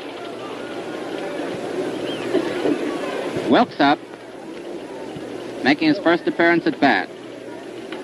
Ball bunted back to the mound. Moncrief has it, throw to first. He's out. Sacrifice. 2 out, Verben going to second. It was Moncrief to McQuinn, retiring Wilkes. Danny Litweiler coming up. Danny struck out in the 1st and 3rd innings, hit into a force out in the 4th. A right-hand batter. Man in scoring position, Verben. Moncrief stretches. Here's the pitch. He swings and lifts a long fly out into left center. Krivich moving over, gets under it. He's got it. Litweiler flies out to center. The Cardinals in the 6th inning, no runs, 1 hit, 1 left, and no Brown errors. At the end of 6 innings, the score is St. Louis Cardinals 3, the Browns 1. Have you ever longed to move west? Well, here's your chance to do that and perform a vital service for your country. Thousands of civilian workers are desperately needed now in Pacific Coast Navy yards. These establishments back up our Pacific Fleet that's slugging it out with the Japs. Ships must be repaired and returned to fighting condition. Supplies must be kept moving. And thousands of men are needed, both skilled and unskilled, to keep things humming. If you're not engaged in equally important war work, go to your nearest United States Employment Service office or your local civil service representative regarding jobs in West Coast Navy yards. You get housing reservations before you leave, free transportation, vacation and sick benefits. If you're an unskilled worker, you earn while you learn in the Navy Yard. And now we're going to pause 10 seconds for station identification. This is Mutual. WGN Chicago 11.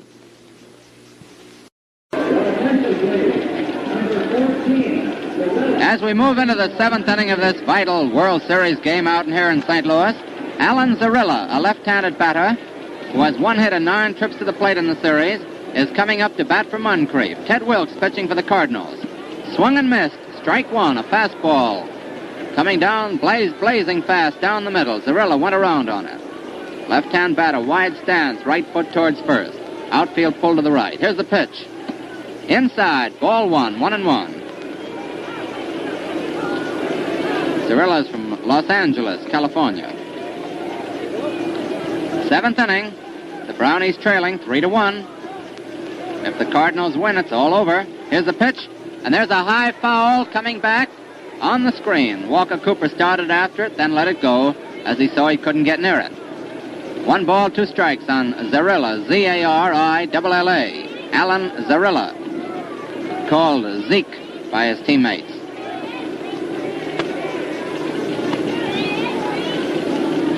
Another pinch hitter waiting on deck to bat for Gutteridge, I believe. Here's the pitch. And there's a foul coming back in the stands behind third.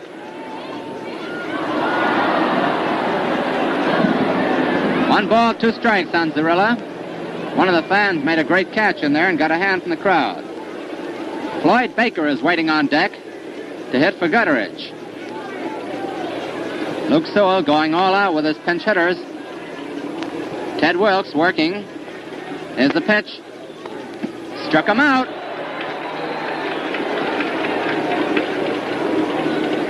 Zarilla goes down swinging. Strikeout number 1 by Wilkes, the number 9 of the game. And now the Browns and the Cardinals have tied the strikeout record of 87 set by the Cardinals and the Philadelphia Athletics back in 1931. One more and it's a new series record. Here's Baker batting. Floyd Baker batting for Gutteridge, a left-hand batter. No hits and 1 trip to the plate in this series. Outside, ball 1, 1-0.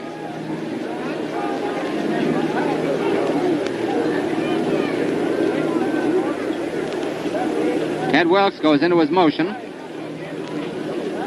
Here's the pitch. Swung and missed for a strike. A high, fast one. He went around on it. 1 ball, 1 strike. 1 out, nobody on. The Cardinals lead in the series, 3-2. And in this game, after trailing 1-0, they came back and are leading 3-1. Wilkes goes into his motion. The pitch, fouled right back. Strike 2, 1-2. Mike Krivich on deck. The Browns have gotten only 3 hits today. A triple by Labs, followed by a single by McQuinn for a run, and a double by Krivich in the 3rd inning. 1 ball, 2 strikes. Baker up. Floyd Baker, B-A-K-E-R. Wilkes winds up easily, throws. A curve comes over for a strike. And there is a new strikeout record, 88. Now the Browns and Cardinals in this series have set a new strikeout record for all World Series competition, 88. And any subsequent strikeout will make a new record. Krivich up. He struck out in the 1st, doubled in the 3rd, and was called out on strikes in the 5th inning. 2 out, nobody on. The 7th inning, a very fast game. A very exciting one. Important. Here it is. A line drive headed out into right center. Musial goes racing over and makes the catch, a dandy catch.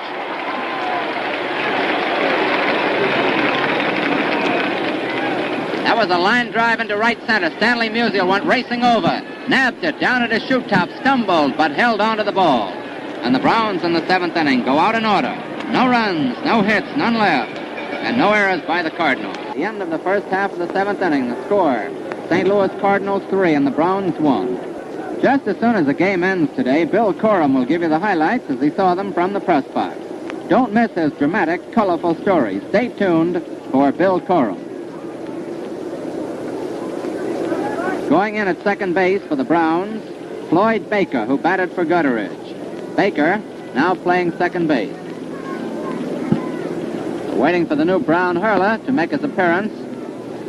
We're not going to give it to you until it's official. Jack Kramer was warming up out in the bullpen.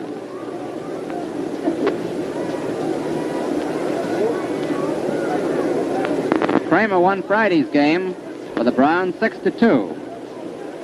In 9 innings, he gave up 7 hits, struck out 10, and walked 2. Pitched a courageous game because the Cardinals threatened many times in the late innings. Coming out of the Brown dugout now, Jack Kramer. New Orleans lad. Good-looking fellow with a lot of stuff. Just coming out now. The Cardinal hitters in this frame will be Johnny Hopp, Stanley Musial, and Walker Cooper.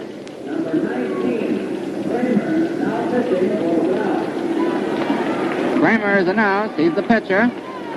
Won 17 and lost 13 during the regular season. John Henry Kramer, born and lives in New Orleans, 6 feet 1 1/2, 185, and 26 years old. After receiving an honorable discharge from the Seabees back in 1943, Kramer won 8 and lost 2 for Toledo. He has 1 victory to his credit in this series, no defeats. Series stands at 3-2 in favor of the Cardinals. If they win tonight, it's all over. They're the world's champions. However, if the Browns win, the series will go to the 7th game, which will be played on Wednesday.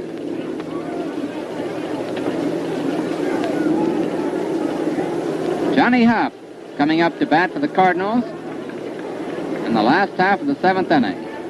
Johnny has been up 3 times today without a hit. George Castor is now warming up in the Browns bullpen, and Harry Brackeen warming up in the Cardinals bullpen. Kramer goes into his motion. Here's the pitch. Up high, ball 1, 1-0. It's uphill now for the Browns. They've got 2 innings, and they're trailing 3-1. The Cardinals now up in the last of the 7th. Here's the pitch. Outside, ball 2, a curve breaking away. 2-0. Kramer smooths out the dirt, tosses away a pebble out there on the hill.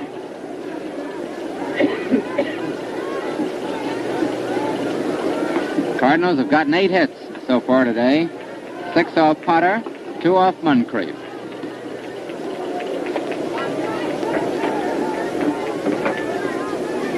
Hopp batting left-handed. Kramer goes into his motion. Here it comes. A strike, a fastball right down the middle. 2-1. Hopp steps out for a moment, looks down at Mike Gonzalez for a sign.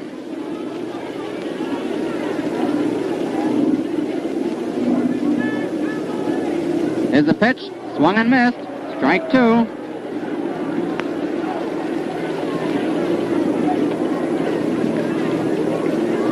Johnny Hopp up.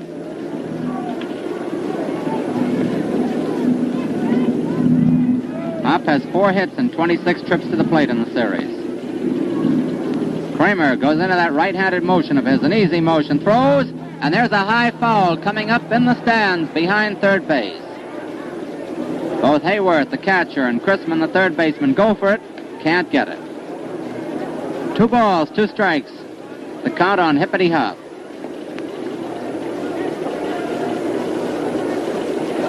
Flick Stanley and Harry Brackeen, a right-hander and a left-hander, warming up in the Cards bullpen. George Castor warming up for the Browns. Kramer goes into his motion. Here's the pitch. And there's a line drive headed out into left center. Labs comes in. He can't get it. It's a base hit for Hopp. He tries for 2 and he's trapped. He thought the ball was caught. Now he's being run down and tagged out by McQuinn. Well, what do you know about that? What do you know about that? Hopp lofted a fly out into left center field and apparently thought that Labs caught the ball, but Labs took it on 1 hop. And much to the amazement of yours truly and everyone else in the ballpark, Hopp, after rounding first, trotted down to second in the manner they do when their fly is caught. And he was an easy dead duck. However, manager Billy Southworth patted him on the back as he went into the Cardinal dugout. That's why Billy gets such great play from those Cardinals. Musial up, outside, ball 1. Well, you probably won't see a play like that in a long time. That scored 7 to 6 to 3 to 2, I believe. But anyway, Hop is out. There's a high pop-up, a foul down towards third. Chrisman is under it. He's got it. Musial fouls out to the third baseman.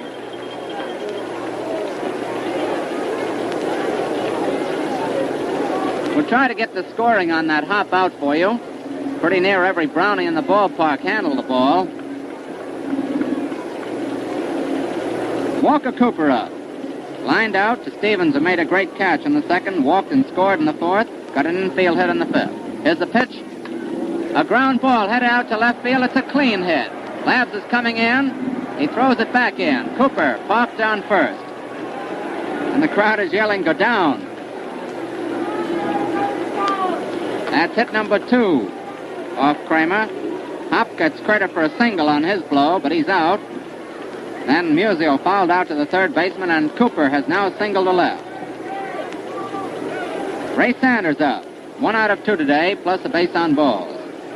Sanders bats left-handed. Kramer stretches. Walker Cooper on first. Here's the pitch. A strike, a fastball coming down the middle. Strike 1. The scoring on that hop out is 7 to 6 to 3 to 4. That's left field to shortstop to first base to second base. Sanders waits. Kramer stretches. Here's the pitch. Inside, ball 1. 1-1. 1 ball, 1 strike. Sanders up. Kramer stretches. Walker Cooper on first. 2 out. Here's the pitch. A strike, a curveball. Comes over the outside corner. 1-2. 1 ball, 2 strikes. 2 out. Walker Cooper on first. The Cardinals leading 3-1. The Brownies having at least 2 more chances. Kramer gets up on the rubber. He takes a lot of time with men on. There's the pitch. Swung and missed. A strikeout. Sanders goes down swinging.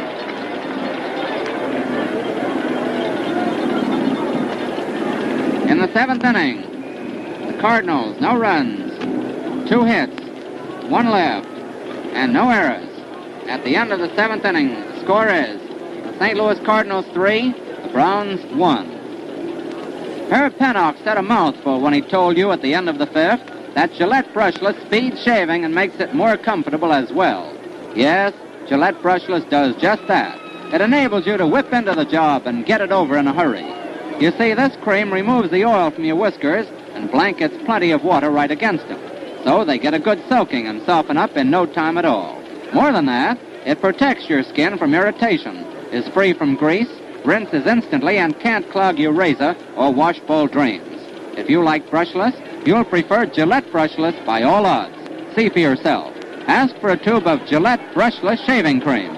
Only 25 cents. Well, the folks out in the center field bleachers are kidding Johnny Hop as he goes out to his post out there. But you can't kid when Johnny goes for those fly balls in the outfield. He's one of the great center fielders of the game. Gene Moore, Vern Stevens, and Chester Labs for the Browns in the 8th inning. And the sands of time are running out on the Brownies just as the shadows creep over Sportsman's Park out here in St. Louis. In the 6th game, Wilkes goes into his motion. And there's a high foul coming up into the stands just below us. Strike 1. The Cardinals need this game to win the World's Championship of 1944. They're leading 3 games to 2. They're leading in this game 3-1. Ted Wilkes is on the mound for St. Louis Cardinals. Gene Moore at bat for the Browns.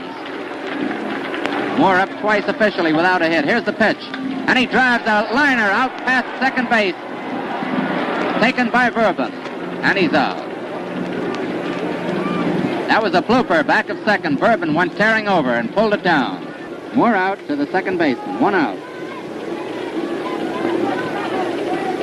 Stevens up. Fouls bounces one back to the first baseline. Wilkes has it. He's out. That was a dribbler down towards first. For a moment I thought it might go foul, but it stayed in. Wilkes, sharp as a shiny, keen razor blade, pounced on that ball and threw him out. 2 out. Lab's up. Here's the man Lanier couldn't get out. Let's see what he does with Wilkes. Lab's banged out a tremendous triple and scored a run in the second, the Browns' lone run. Subsequently driven in by McQuinn. Then he walked in 2 previous successive trips. Wilkes comes down with a strike, a curveball over the middle. Strike 1.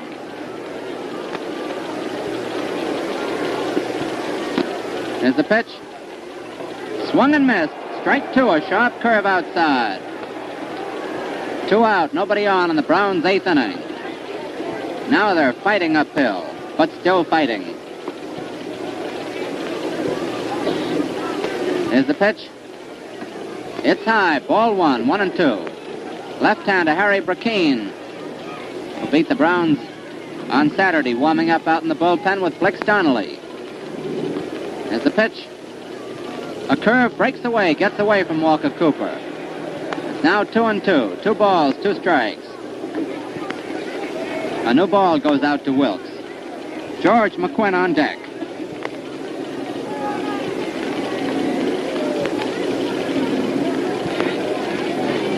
The Browns haven't gotten a man on base off of this Wilkes. There's a curve breaking away. Ball 3, 3-2.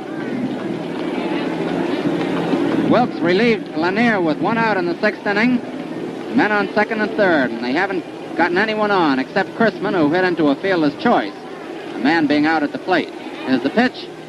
And there's a high foul going out down the right field line. Sanders goes back for it and makes the catch. Labs fouls out to Sanders. The Browns in the 8th inning. No runs, no hits, none left, and no card errors. And that leaves the Brownies the 9th inning. The end of the first half of the 8th inning. St. Louis Cardinals 3, the St. Louis Browns 1 in this great World Series out in the great municipality of St. Louis. Remember, fans, stay tuned for Bill Corum when the game ends. He'll give you the stirring, human side of what's happening out on the diamond this afternoon. Last half of the 8th inning, Jack Kramer on the mound for the Browns.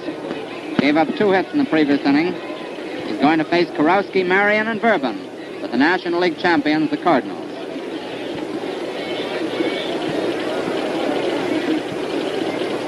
Kurowski has been up at bat 23 times in this series and has 5 hits. Last half of the 8th inning, the Cardinals 3, the Browns 1. And the Cardinals, leading in games 3-2, are home if they win this one. The Browns are going to fight it out in that 9th inning. They've come from behind so many times this year that no one here in this ballpark is counting them out. We'll have the attendance figures for you in just a moment. Here's Kurowski coming up now to lead off the Cardinal 8th, a right-hand batter. Kramer, a cool workman, goes into his motion. He pumps. Here's the pitch. A slow ball, too high, ball 1. He pulled the string on that one. Ball 1. 1-0. Kramer winds up. Here it is. A foul, a hard foul driven past third base, and it split the bat. Kurowski walks in for a new bat. The bat boy brings it out to him. 1 ball, 1 strike. The attendance today, ladies and gentlemen, 31,630. The lowest attendance of the series. The total receipts today, $142,062. 1 ball, 1 strike on Kurowski. Kramer with a new ball, goes into his motion, throws. Inside, ball 2, it almost hit him. Kurowski ducked away. 2 balls, 1 strike.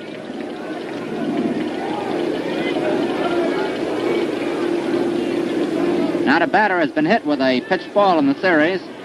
We hope we don't jinx anyone by saying that. Here's the pitch. But we think we ought to report it anyway. Ball 3, down low, 3-1. Kurowski has 1 hit and 3 trips to the plate in this game.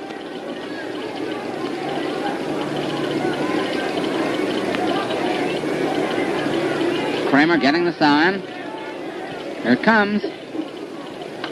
It's fouled, and now we have a full count, 3-2. The foul came back on the screen. 3-2.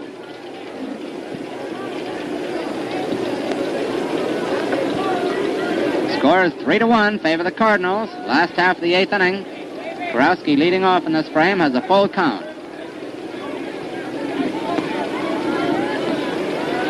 Marty Marion on deck. Kramer goes into his windup. Here's the pitch. He walked him. Ball 4. Base on balls to Kurowski. Brings up Marty Marion.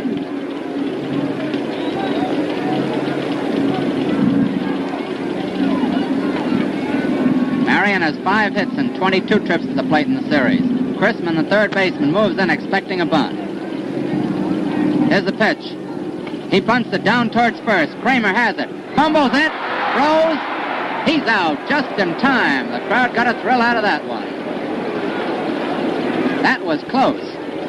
Marion bunted down towards first. Kramer came in, fumbled the ball. Fumbled it again. Picked it up and whipped a rifle throw to McQuinn. It's a sacrifice for Marion, and he's out. Pitcher to first. Kurowski goes to second, and Verbin. Verbin, who has been in the Browns here all afternoon, is up. Verbin is leading the Cardinals at bat with a mark of .412 now, 7 hits and 17 trips to the plate, and he's being honored with an intentional pass. McQuinn is hitting .467 for the Browns, leading all the batters in the series. Verbin singled to center in the 3rd inning today, singled to left in the 4th, drove in a run, and singled to center again in the 6th inning. And now he's getting an intentional pass, which means he's got 3 out of 3 for the afternoon. Ted Wilkes coming up.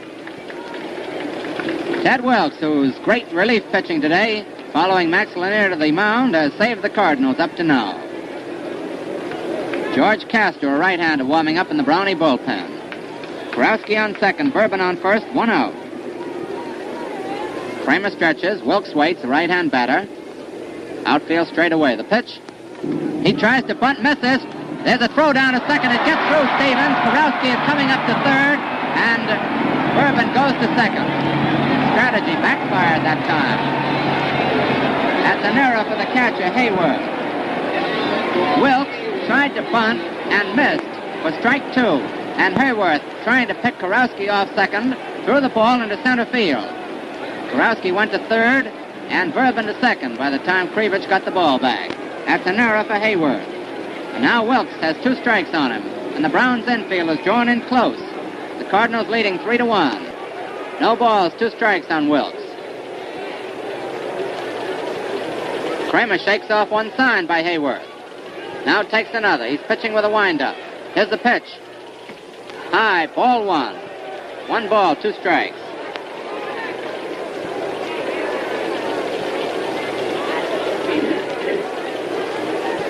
Another tense situation in a tense series.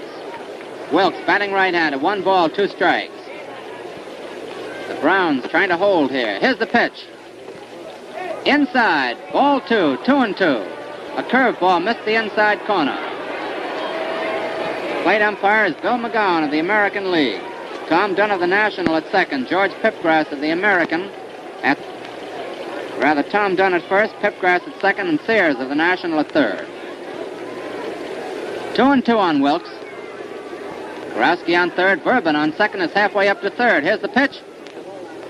Outside, ball 3. Missed the outside corner. Kramer is upset about that. And he's walking around talking to his teammates. 3-2. A full count on Wilkes. Litweiler on deck.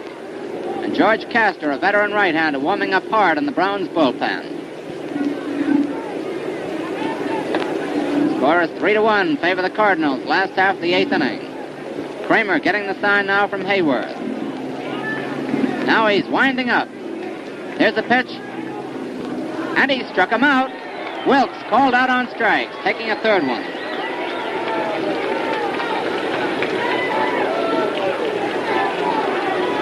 That's the second strikeout for Kramer. And now the Brown infield goes back to normal playing position as Litweiler comes up with 2 out. Litweiler has been up 4 times without a hit in this game, and Potter, who preceded other Brown pitchers to the mound today, struck him out twice.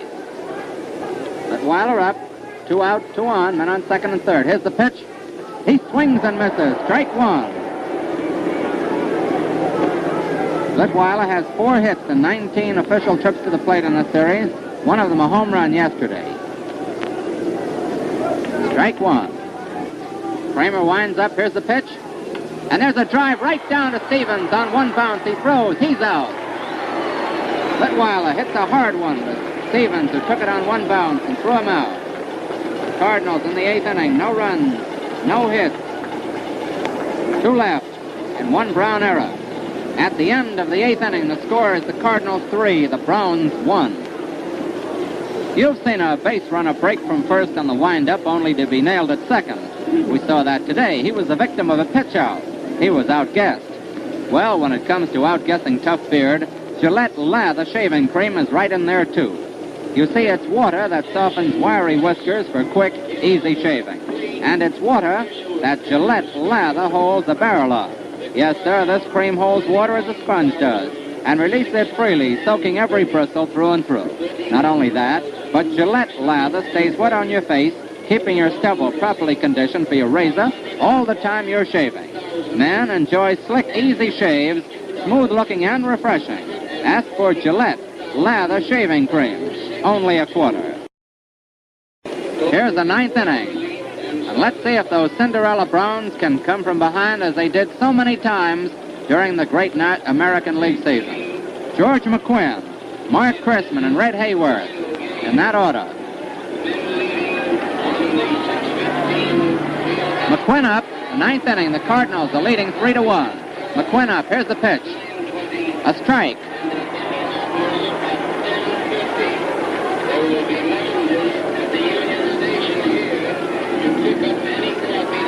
All right. There's the pitch. Inside, ball 1.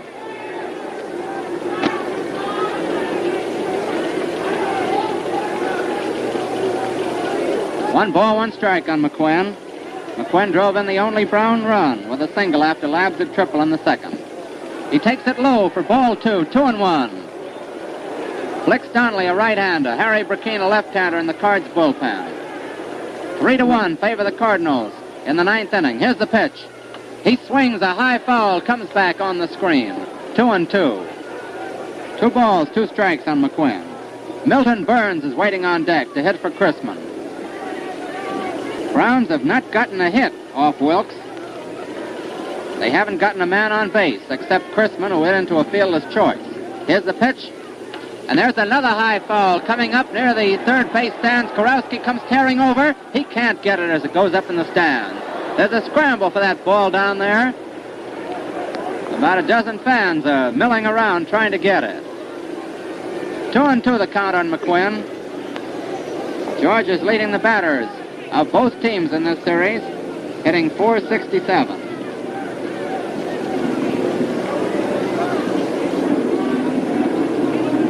McQuinn, by the way, is batting 1,000 today. A single, a sacrifice, and a walk. Wilkes goes into that easy motion of his. Here's the pitch. And there's a long fly headed out towards left field. It's curving. Litweiler goes over and takes it in foul territory. A great running catch. Running into the stands after he gathered it in. A great running catch by Danny Litweiler. And Whitey Kurowski, who was out there chasing it himself, said, "Attaboy, Danny." 1 out. McQuinn flies out to left to Litweiler. Milton Burns, B-Y-R-N-E-S, is coming up now. Mike Shartak, another pinch hitter on deck. Burns batting left-handed. Swings and misses. Strike 1. Time and everything else running out on the Browns now. 2 outs left. They need 2 runs to tie. They're back 3-1. Is the pitch high, ball 1.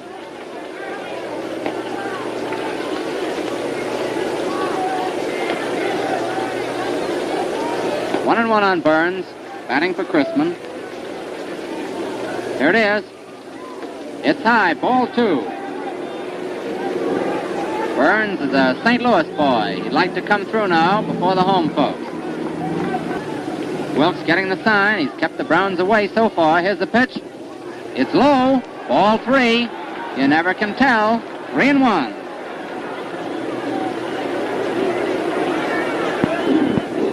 Burns has been at bat once in the series, officially without a hit.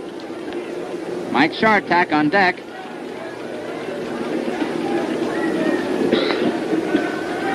Wilkes goes into his motion. Here it is. Strike 2. A curveball comes blazing over. 3-2 now. 1 out, nobody on. The Browns fighting it out, trailing 3-1. Here's the pitch. He swings and misses. A strikeout victim. Burns goes down swinging.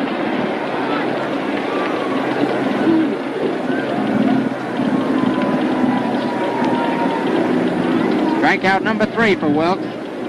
Mike Shartak is coming up now. He also hits left-handed. He's a Brooklyn boy.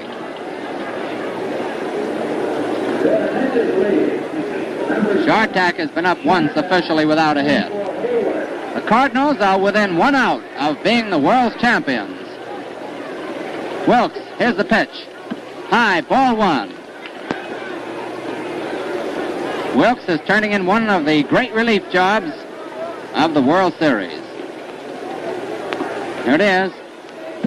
High, ball 2, 2-0. Wilkes working very carefully. 3-1. Southworth comes out of the Cardinal dugout now to talk to Wilkes. The last time Billy came out to talk to Lanier, Lanier uncorked a wild pitch. There'll be no wild pitch now, though. There's no one on. 2-0 on Shartak. Wilkes goes into his motion. Here's the pitch. Strike. There's a fastball coming on the outside corner.